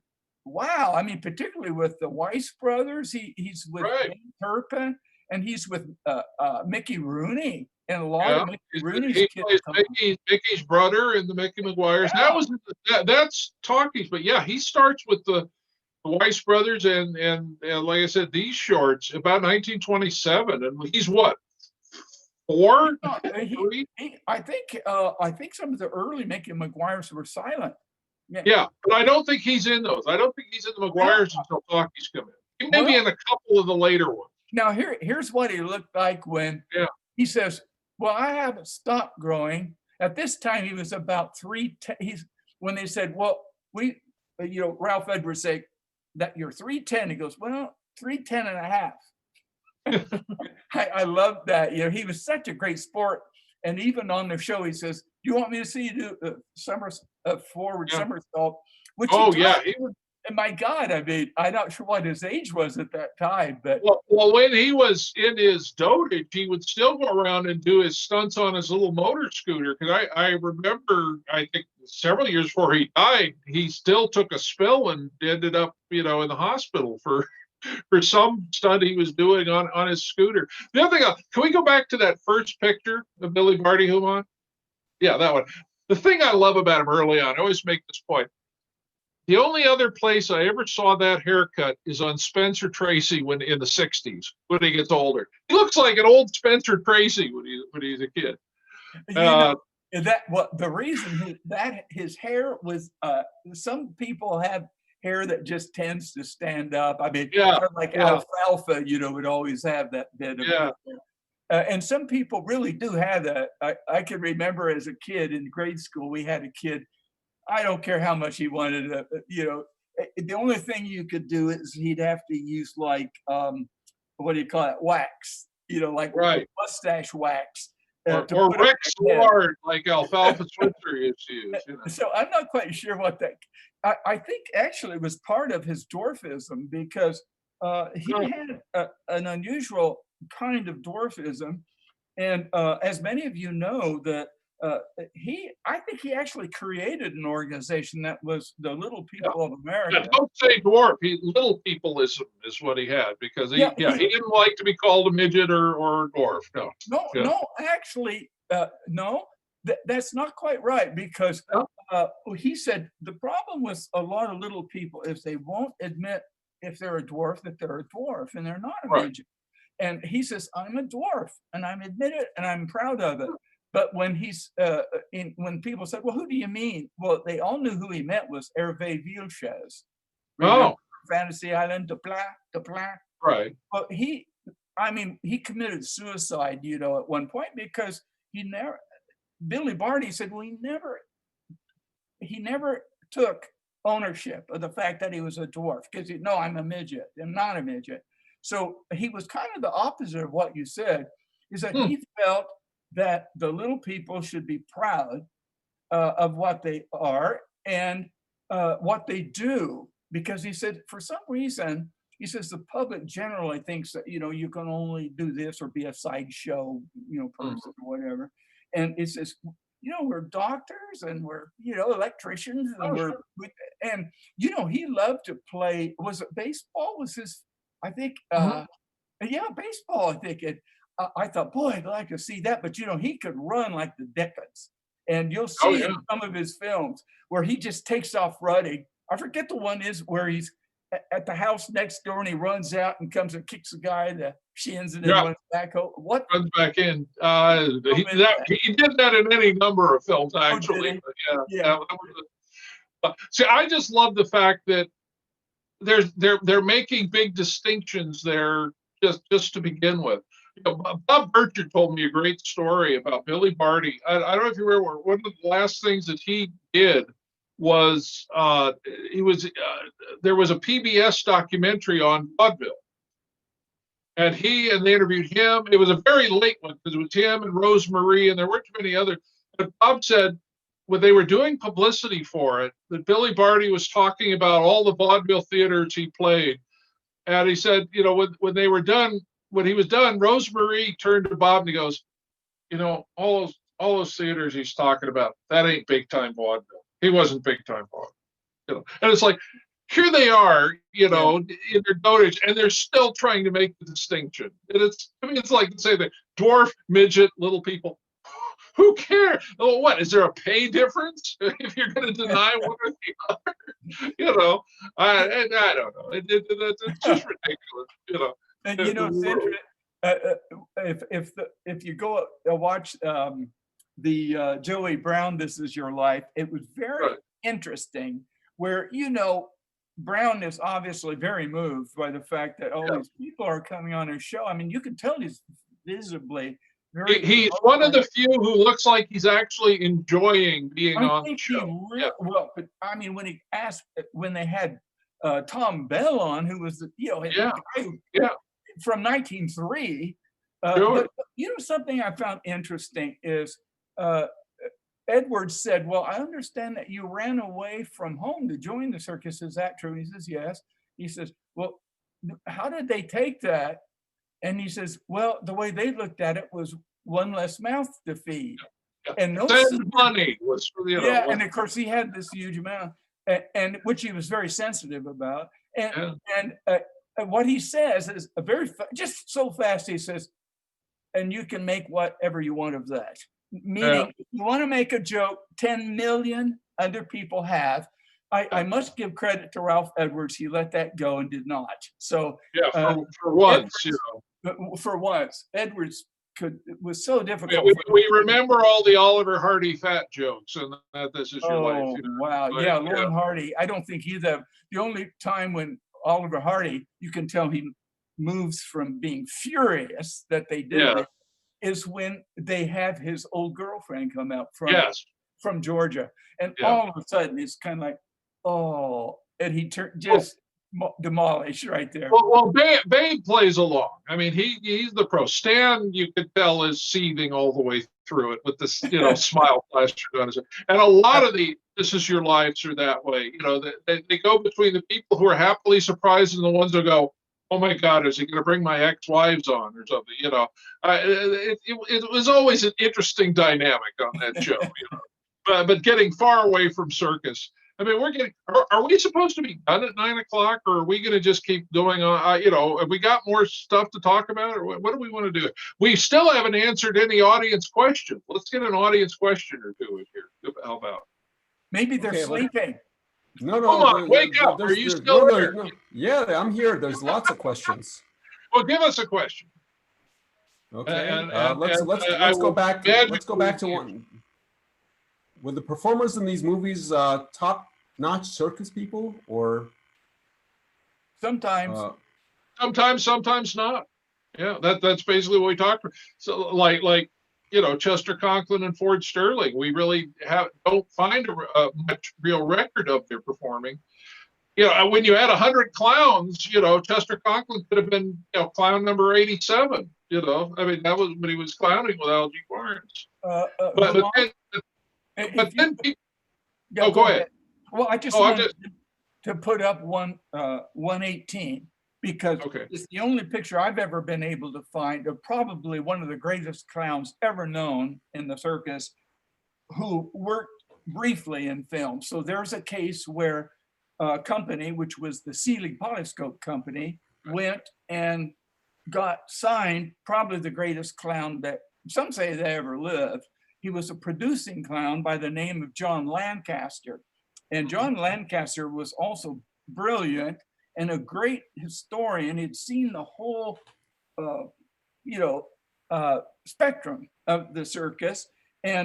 But what happened is that his films were okay. The audiences enjoyed them so much, but typical in the mid-teens when a lot of companies were bringing the biggest stage stars and paying them like $2,000 a week or so. Almost none of them worked out. And so John Lancaster's kind of an example of, he was paid a lot of money. They thought he'd be great and it just didn't click. Sometimes that just happens. So, but I'm sorry I interrupted you, Richard. No. Sounds like a good time to start talking about Toto. Speaking of big time clowns who didn't work in the movie. Did we get the picture of John Lang? Did you put it up, Umon? Because I didn't see it. It's 118. 118. 118. Okay, hold on one second. This still is so rare. Seelig Polyscope Company. Well, there's another Burt Williams connection to Seelig, and that was one of Burt Williams' first jobs was a minstrel in William Seelig's little minstrel show. Right. That Minstrel show was up and down the coast. But boy, to find these stills, I kind of jumped up and down and screamed, because it's so hard to find these. And they were issued on all the people who were popular in the period like 1911, 12, and 13. So it's rare to find them. And I've never really found another picture other than a still. He was teamed with Lillian Layton, who worked a lot in E&R Jungle films with Napoleon and Sally. That's one of her claims of fame. And so she was worked with circus animals. And John Lancaster was considered probably the greatest producing clown of this age, which would be the 1890s up to about 1920. But explain for the audience what a producing clown was, Sam. A lot of clowns are very adept at all kinds of things, but they don't really know how to produce a show. It's just like a lot of directors who make their films do not really know how to raise money and to produce whatever it is they want to do. And so that's very often why you'll see executive director, associate producer, blah, blah, blah, is they're talented at certain skills that others are not. And also in a way that a lion tamer is a animal handler, a producing clown is a clown handler. Because they're kind of known for not always wanting to follow the rules. And you have to and another thing that's expected of clowns, which was a tradition, I don't know if this is still true, maybe one of our producing clowns or performing clowns would need to tell me, but it was a clown's duty to be in the wings for at least one clown in the wings for each show, at least one who could call others to go get someone who's been injured so much they can't walk. They need to go there, pick them up. Now, what angered a lot of performers was that the guy just got crushed by an elephant and everyone's laughing. Well, the producing clown's producer, let's blame him for that, is like, well, we've got to leave the audience laughing. We can't have them see someone crushed to death, So they brought the clowns out to retrieve people. But someone like Slivers Oakley, who was also, I think Buster Keaton said the greatest clown he ever saw, who was famous for his one-man baseball game where he played every position. He even argues with himself as an umpire. Well, which Buster Keaton recreates in The Cameraman. Yeah, Slivers Oakley. But the thing with Slivers Oakley and other great clowns was sometimes it finally took a toll on them. And John Lancaster in later interviews said, there are some things that you have to accept in the clown business that is very hard to. And he says, this is what killed off Marceline. It's what killed off Slivers Oakley and several other great clowns, is the audience laughing at them or someone who's been seriously injured and who don't think it through that, well, if an elephant just crushed a guy, you know, there's no way that they're going to survive very long. And Slivers Oakley never, he had a scar under his eye, about 5 inches. I mean, it is long. And that he covered up with makeup. But when he was asked, well, how'd you get that scar? And he said, well, you know, I can't believe it, but I was coming into the circus tent to do my act, and a kid had a tin can that he threw at me, filled, you know, with water or something, threw it, and it hit me, it lacerated me under my, I almost lost my eye over that. And he said he could hear the kid say, hey, Pop, did you see that? I bopped him one. And the father said, good hit, son. And, you know, he never got over that. It was kind of like, what am I doing? Putting my life at risk every day for some punk kid to throw something at me. It could have killed me or lost an eye or something. So that's kind of a downside sometimes. And when you get into the circus lore, it's fascinating. One thing about the new circuses that I abhor is no elephants, because a circus without an elephant is not a circus. I don't care what you want to call it, it's just not a circus. And because the elephants were absolutely essential to every circus, because no man could ever, or men could pull up a stake that's holding up a 3-ring circus tent, for example. Only an elephant could pull that up by putting its truck around, pulling it up. Or if they're coming to a river and there's a crossing, like an old wooden bridge or something, they'd call an elephant that was best at this, who would walk up, and if the elephant would put its foot there and then the next foot and go ahead and start walking across, the bridge was safe. If the elephant started to put its foot down and pulled back, the bridge was not safe, and they had to find another way to forge the river. So I had to get my elephant prejudices in here, because, you know, a lot of what made the circus a circus were the animals, and who were probably a lot better treated than the people were, actually. Most frequently, yes. We talked about that.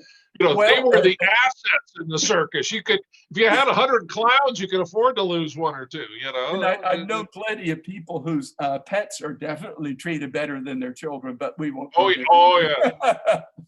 My father says when he dies, he wants to come back as one of of my mother's cats, because, you know, they get better fed than he does. So yes, but the point there we just have to make, as always, is comedy is not pretty, and you know, when it is hard on one who spends one's time creating a fiction, you know, for the majority of the rest of the folks, and yes, they don't take into the human factor into account. It's just nature of the business. I guess we wanted to mention Toto. This might be a good time. A good time to talk about, you know, it is true. The more a genuine clown, you know, a performer was, actually probably the less likely they were to succeed. But by the way, quick question, Sam, for you. Do any of the John Lancaster Sea Lake films exist? I'm thinking no, I've never seen one, but have you seen one? Or I think all that exists are some of the frames. The original. That's what I thought. Yeah. Yeah. Yeah. Go ahead. Go ahead. Probably a good 100 or 120 Sea League films that no longer exist only in individual frames of copyright. For copyright purposes, they would take usually the first frame from each camera setup, and then also the titles where they Right. probably belong and submit that to copyright. And when I was working at the Academy of Motion Picture Arts and Sciences, down in a closet in the basement, I finally got someone to unlock that door so I could see what was in the closet. And it turned about to be all these sheets of nitrates. And so a lot of Tom Mix Westerns for Seelig, John Lancaster, Lillian Layton, the Cats and Jammer kids, things like that.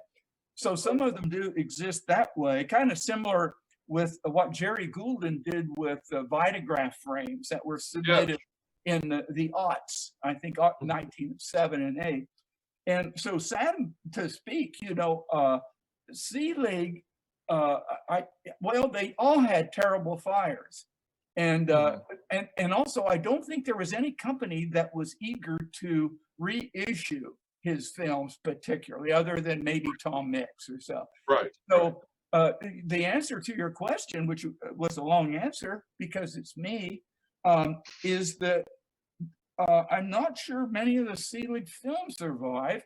No, they don't. But I was just wondering if you had seen any actual footage of Lancaster performing, because I've never come across it either. Yeah. No, there may be, but I've not seen any. I think, Toto basically had much the same problem. I think it's amazing sitting here now. I would never have thought, 40 years ago, that I think I've not only seen but have I think 4 Totos in my own collection. And it's just like, I thought, this was something, in the 70s, I thought I would never see. But Armando or Arnold Novello, depending on which name he was going by at the time, was an amazing clown, clown of the Hippodrome. We really haven't brought up the Hippodrome, which probably is the Hippodrome in New York and certainly the one in England as well. Was the biggest, probably closest combining of both circus and vaudeville, because being a huge, arena sort of stage, that a lot of the shows and the performers who worked there, Clyde Cook also included, it was both vaudeville and circus, really. But Toto is one of the most weird, surreal, strange clowns of all time. But like I said, was a big headliner. Al Roach, in one of his, brilliant ideas that didn't work, which he had a number of, hired him very early in the history of his studio to make short comedies. And the surviving ones, sadly, apart from showing an incredible physical comic,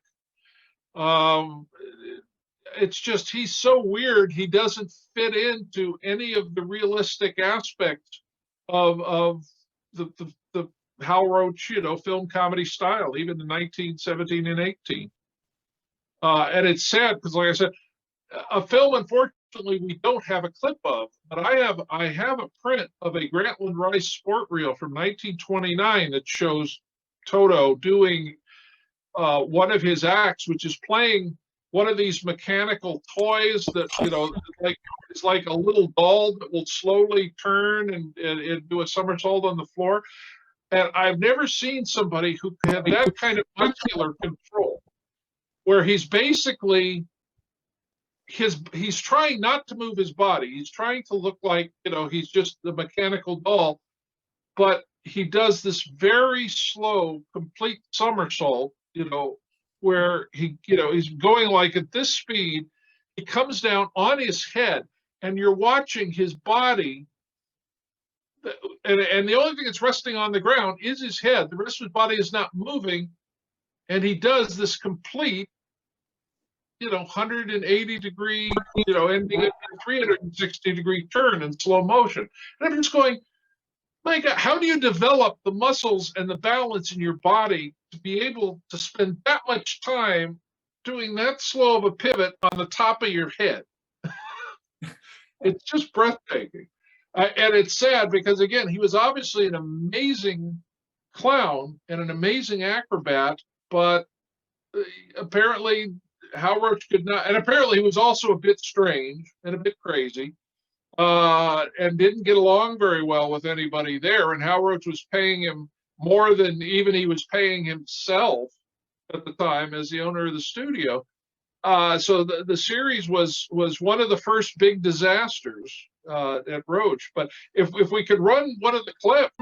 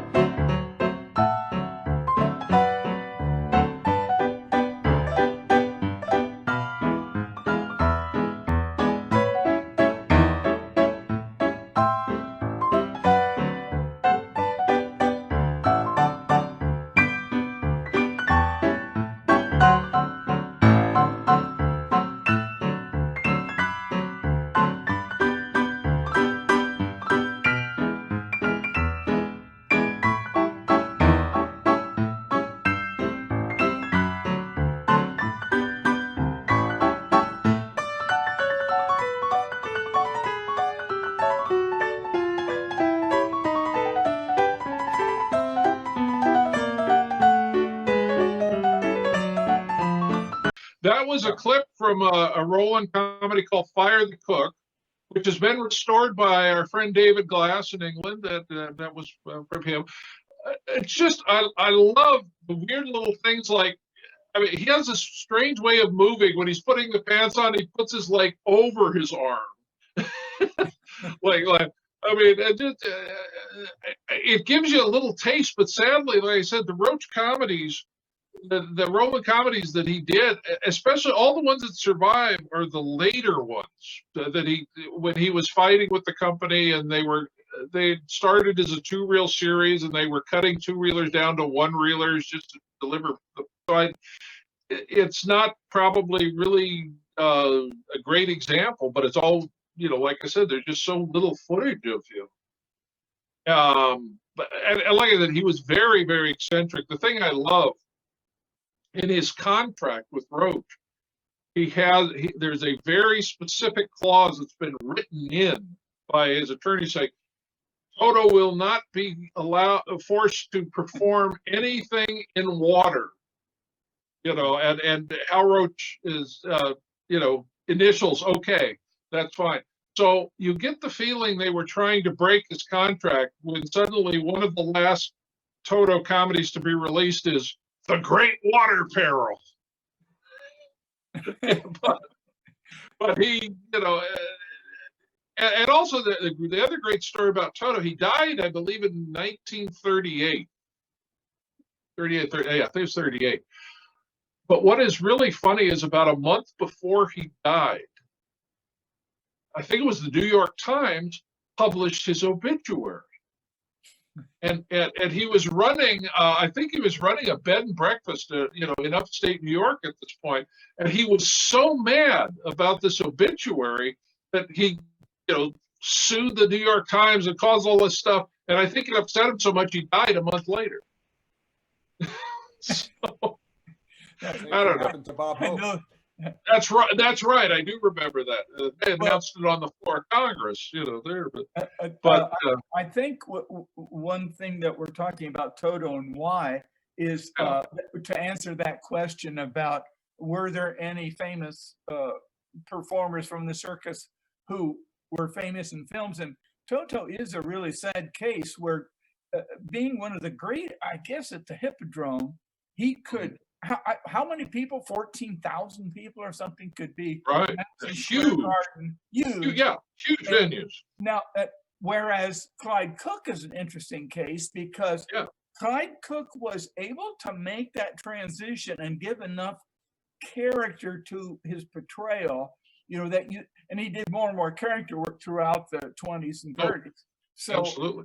But Toto, unfortunately, just sometimes a person's comedy doesn't translate particularly well in film. And another thing is Fred Neumeier, who worked with Toto a lot. You see him a lot in the Toto films. I got to interview out at the Motion Picture Country Home, and I brought up the name of Toto. And he said, that was a sad case because he was a phenomenal acrobat, but he had a funny eye. Yes, yeah. That, Hal that, Roach talked about that. Too. yeah, he says we just couldn't get around it if you had a straight-on shot, especially close up. And if you really look, his eye isn't quite. One's looking one and one the other, but it's not bent over. It's just slightly different. And he said that it was a problem. And I think he called it a sty, but I'm not quite sure what a medical term would be for that. But well, Hal Roach told the story, and of course, Hal Roach's stories were always so accurate. But he said that Toto had a problem if he could hear the cameraman cranking the camera, he'd start rolling his eyes in time to the crank. Oh. And I'm like, yeah, okay, fine, sure, Hal. But yeah, he was apparently a very eccentric person. But like I said, I think somebody who would spend the amount of time to develop that sort of physical control is going to have a few quirks. It's just nothing you could do about it. But it is sad because, like I said, it does. But like I said, it does seem to be a problem. When you're talking about other very famous clowns who got into films, the other one I think of is Grok, the German clown who did make a number of silents and talkies. And again, it's this problem of this is a guy in a genuine clown outfit, suddenly being stuck into a more realistic situation, and it's just like, he's a clown. I still remember one morning I was driving to work, and I'm stopped at an intersection, and a car pulls up next to me, and there's a guy dressed as a clown, obviously going to work. And you're just but it's that moment of strange, mess with reality, and then you go, well, yeah, clowns have to go to work too. I guess he was off to a birthday party or something, but it is. That's, I think the problem is, Harry Langdon can get away with it because he brings, elements of clown performance to it, but he's still somewhat, he's in normal clothes, and he can kind of, even in his surreal, somewhat realistic situations. But yeah, if you're wearing, a big collar and big shoes and orange hair, try to work that into a polite social situation comedy. I think that's part of the problem. One thing I wanted to mention about Toto's, because if you're researching back in the 20s and 30s, you'll often see these wonderful pictures of Toto at orphanages. He was very fond of performing for the orphans who just needed some laughter in their lives, and rather than going to fancy parties, and showing off or whatever, he loved doing that. And I think almost anywhere he toured, if he had the time to do it, Joey Brown was the same. Yeah, Joey Brown. I was going to bring that up. Yeah. So, there's always this flip side as well. Even if they have an abrasive personality, sometimes they'll be wonderful in other ways. And I remember so often seeing pictures of, as I was doing research of, oh, there's Toto again popping up, in some town in New Jersey or in the South or wherever, I think he died. I think he went to New York. I believe he lived in New York. Yeah, like I said, he retired, and they owned it was like a hotel or a tavern, bed and breakfast kind of thing in upstate New York. Yeah, but I think the Hanovers didn't. The Poodles retire also up in there. That's what I said. Yeah, well, they owned. I said I think they owned a chunk of an amusement park up there around Glen Falls. Yeah, that's where Poodle Sanford buries, Glen Falls, New York. And yeah, no, they worked that frontier town for about the last 10 years of his life. Yeah. I mean, carnival, amusement park, that's all the circus atmosphere. It probably felt like home, but that was, you couldn't fall off the horse anymore. At least you could still perform. Well, Human, were there any other kinds of questions that we should address? Might be taking a break. There he is. No, I'm Oh. still here. Let me see. It's got to be midnight back there, so you wake up, come on. That's right. Yeah, it's getting late. Yeah. Is anybody still listening or watching? You know. There's 17. people here. When it Somebody's goes to asking. zero- Another Sam is asking. Can Sam explain why there's a hole in the wall behind him? Oh, Sam, did Yeah, they I- crack the bank? You know, did the burglars get the money out of the bank next door, or Yeah, not? You know? Richard thought, since we're such funny people, he was going to hire a couple of delicious-looking women wearing bikinis who were all of us out of nowhere going to walk right behind you, going Oh, like, they're here. They're here. They're just here. out of camera Yes, range. brought them on. And then he said, for you, Sam, with that hole in the wall, that you can pretend that's a safe. And while you're talking, you can hire two guys pretending to be burglars. Now, the problem with that is if they're wearing masks, they're going to look like everybody else these days. Yeah. But, so they're walking right past me to go back there, and they pull wads of cash out of this, and then they just silently walk away, and I'm still just, sitting here talking. And I don't know why we did. Yeah, I mean, how many movies do we see where they're breaking into a cellar? The wall. That's what it looks like to me. Now, what you would have had otherwise is Rena Keene and David and Rena Keene came up and helped me put up a virtual screen, with a big green blanket, and I had all kinds of great circus pictures, which you have not now been able to enjoy because of this hole in the wall, which both Human and Richard said, I think that's kind of interesting. And also you have Charlie Chaplin in the background looking over your shoulder. Well, what this is, and this is the price of admission for coming to this Zoom, is I represent the Niles S&A Silent Film Museum, which is located in a district of Fremont, California on the East Bay from San Francisco. And Niles was the home from 1912 to 1916 of the S&A Film Manufacturing Company in the days when they manufactured films, and they actually said they were manufacturing films. And G.M. Anderson was the person. He was a founder of S&A, his being the A of S&A, and headquartered in Chicago. But he wanted to do Westerns, and he felt like Chicago wasn't quite the place. Lake Michigan, a little hard, to do Westerns there. And so he relocated several places, but wound up here in Niles. And while here, his company made 350 films in those years between 1912 and 1916. And in 1913, while they were here, there was an enterprising theater owner who built the theater as the Nickelodeon era theater in 1913, in which I am presently sitting in the theater. And what's extra interesting is that Charlie Chaplin, we know because of reminiscences of people who were here at the time, used to frequent this theater. So to see his films, I mean, he was actually able to make his films here. He made 5. And then he could come here and watch them. Now, one person who accompanied him came to not like him, and that was because he said, let's go to the movies. And so the kid was about 13 or 14 years old. And when they came up to the ticket booth, the chaplain kind of stayed back and expected him to pay, which he did. And he said, I never forgave Chaplin after that. That's what Charlie's doing right now. He's standing there waiting for someone to pay his admission so he come in. But why it looks the way it does now is the museum just recently was able to acquire the deed to the building and the lot next door. And we are currently renovating the theater to make it look like what it did back in 1913.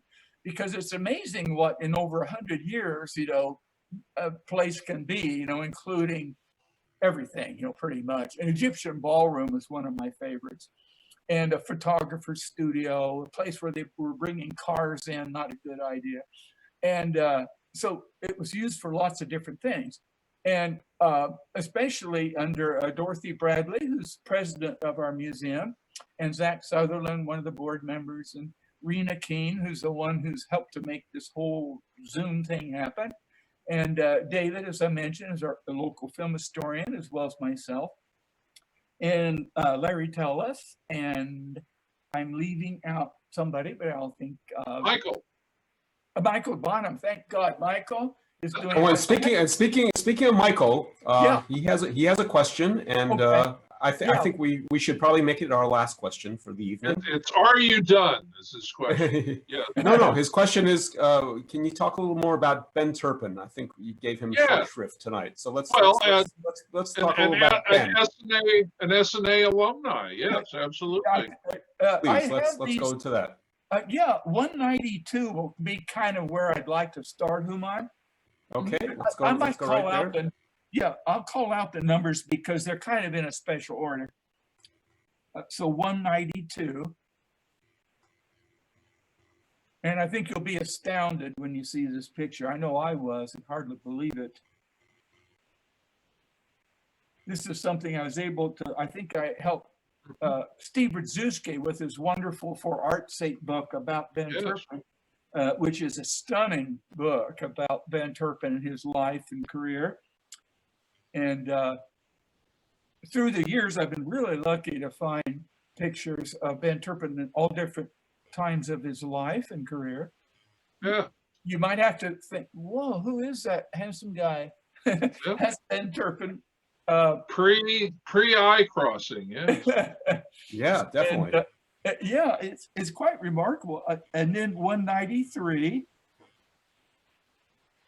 That's, of course, what he became most famous at the Max Sennett studio. He was under contract for 10 years solid, from 1916 to 26. And then when things changed, Sennett left Edendale. Ben did not go with him. And then let's see, how about 191? Hold on. This is Ben playing Happy Hooligan. Kind of a clown takeoff. It looks like he's wearing a ballerina outfit and stripes. And what is he doing to that child? That's a woman, unfortunately, his wife at the moment. Okay. He's on. Oh, I see. No, now I see. That's Carrie Lemieux, who French background. They were both French background, Bernard Turpin and Carrie Lemieux. And when they married, they had a solid marriage. And I can't imagine it was very easy working together like that. But that's one of his Happy Hooligan takeoffs, which was a very, very popular cartoon character at the turn of the last century. And then let's see, how about 194? You might have read in interviews where he said, when people say, well, when did your eyes cross? And he said, well, doing my routine with a playing card, balancing a playing card on my nose. Well, that could just be a story, but even in his autobiography, which seems to be quite honest in what he recalls, I thought, well, I don't know what to make of that. It would take. Well, obviously, to be able to focus on it that close, he is definitely crossing his eyes. So, that makes perfect sense. It does make you wonder, but this is the only picture I've ever found of him at the time he was doing this. You might say, well, but he wasn't really a circus performer. Well, yes, he was, according to himself. The problem is I don't think anyone has determined which circus or circuses did he perform for. But if someone out there does know, I'd love to know. So anyway, that he was very well traveled as a performer. In vaudeville, he was all over the place, and particularly in burlesque, Sam T. Jack Burlesque Company and other companies. Okay, the next one would be 190. Okay, this that's an early crazy. Ben Turpin loved to dress up in weird costumes. This was one of his hobo costumes, and you'll see the name down at the bottom left, Dealey Photo, which locks it into Niles, California, because the person who was the official photographer was Dealey here throughout 1912 to 16. So that the trees in the background are Niles trees, and there he is. So that's one of my favorite pictures. And then Ben was much better liked by the denizens of Niles and Charlie Chaplin. He was adored by Niles residents. And he also was one of the few who ever came back and would visit and be a celebrity here, and they, have him up front of the parade and so forth. Yeah. So 195, I think, will be a different image. Now why I brought this is Ben Turpin's in the center, and he is doing a wild takeoff that it almost looks like Toto, actually. It's strange. Because that's kind of what Toto looked like. But what he's doing is his own S&A brand of Chief Tahizel. Yeah, the S&A cops, Yeah, for the Keystone Cops. And you can realize, I guess those are really supposed to be Keystone Cops, but they did what I would call circus-inspired clothing. They're clowns more here than they are. Oh, yeah. So that's another point I wanted to make, is that people from the circus and burlesque would often exaggerate things, whatever it was, to make it funny. And if you look at the expressions on their faces, you don't see the Keystone Cops doing it. The Senate wouldn't let them do that. Well, and again, actually, the exaggerated costume is more an example of circus, because the Keystone Cops are wearing basically regular hair. It's those are clown buttons on the front right off to start with, clown suit button. By the way, do we have anybody else identified in this picture? Oh no, I've never seen this. No, really. No, I don't think so. David Keene, whom I mentioned earlier, is currently working on a follow-up book to his Bronco Billy and the S&A Film Company, which was looking especially at Niles and all the films that Anderson made, outside of Chicago.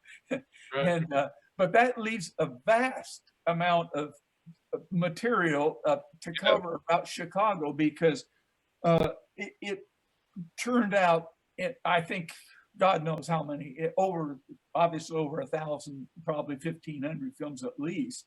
And these were society dramas, all other kinds of films. And you had a lot of people coming in and out of Chicago, for various reasons, and stage engagements and stuff, which was not true for Niles. Most people who worked in Niles lived in Niles and were called upon, in their comedy westerns, which were called Snakeville comedies, and their legitimate Bronco Billy westerns. So David made an effort to track down all the family members and their names, and so he pretty much identifies everyone and every still in his book on Bronco Billy.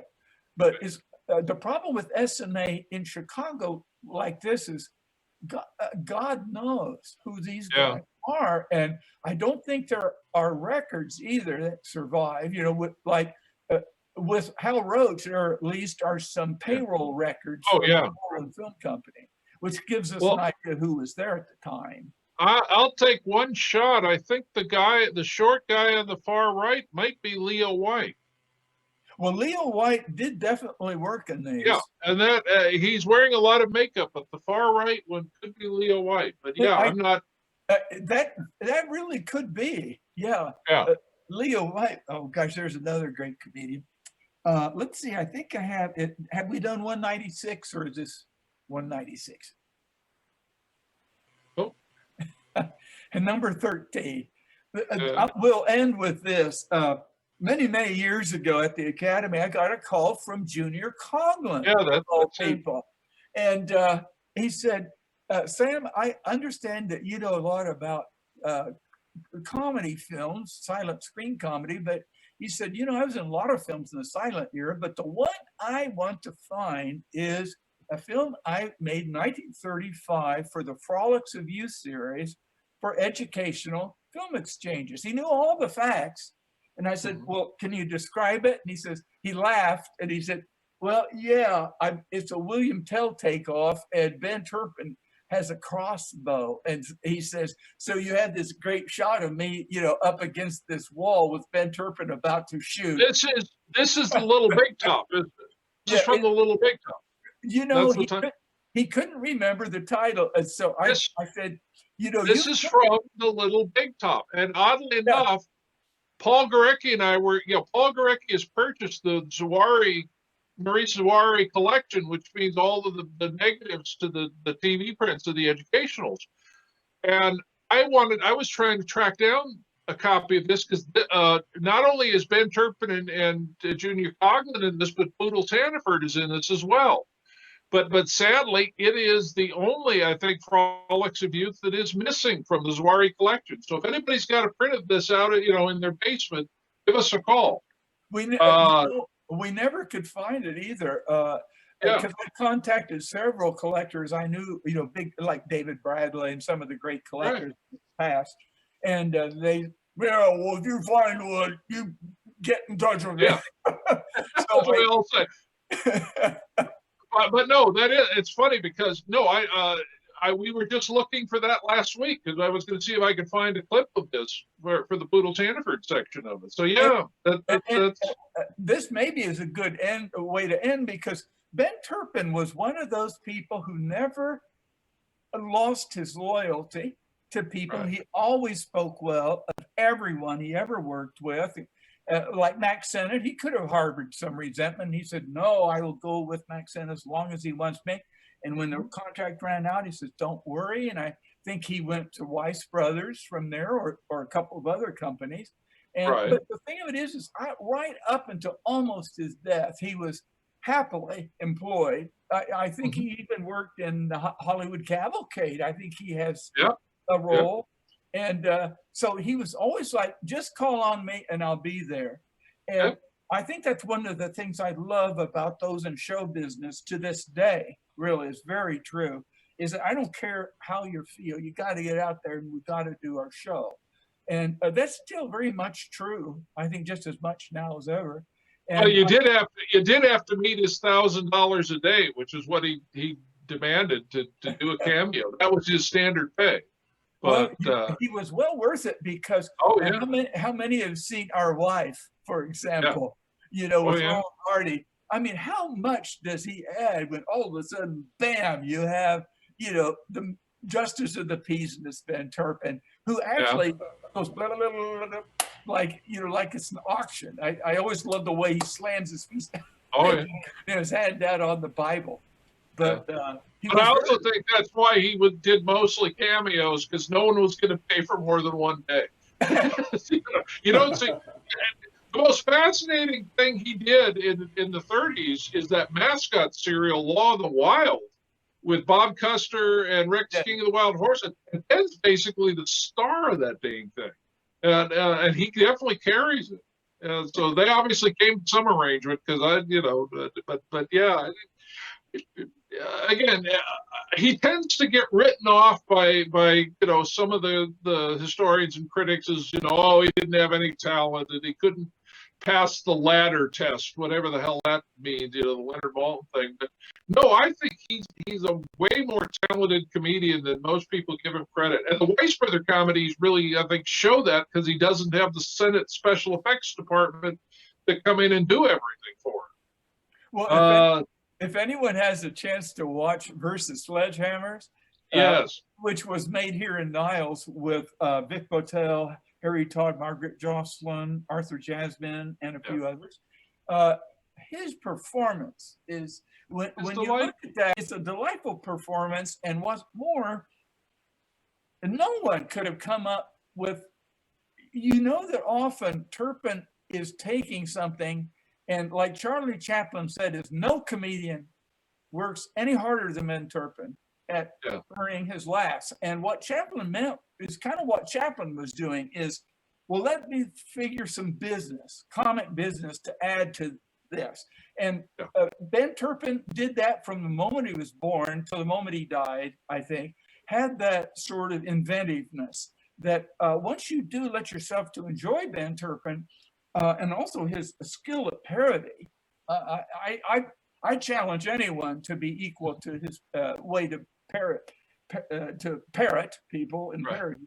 And so that's my 2 cents worth, but I've adored Ben Turpin from the get-go, and I think he's not appreciated as No. fully, except for Steve Rzuski. Steve, I hope you're out there. Hey, Steve, if you're out there, yeah.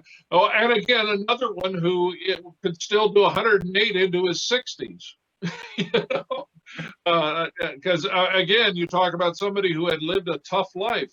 You know, starting out in that business. I mean, Ben did it all, and it's and he survived it, and he ended up very well off. He was actually, financially very well off in his later years. He didn't have to work. So yeah, no, and I think it's fitting that the last film we talk about here is a film about sledgehammer wielding psychos. Once again, comedy is not pretty, but it definitely makes life worth living. Can we go now? I'm getting tired. A great way to finish up, Richard. Thank you. Thank you so much, and thank you, Sam, and thank you to the Niles SNA Silent Film Museum. And thank you to anybody who stayed here all this time and talked and listened to us. No, we had a great retention rate, so we had a lot of people still hanging on. So I mean, Sam and I do this every week. We've been known to have 6-hour phone conversations that go on till 2 a.m. and I go, Sam, I haven't had dinner yet, and neither is he. But so we do this all the time. We hope you all had a good time. Let's let everyone get dinner. So everybody get dinner and go to bed. Everybody go eat, and thank you, and we'll see you again next month for part 4 of our Circus webinars. Bye, everyone. Good night, Bye, Sam. everyone. Good night, everyone. Thank you. Good night.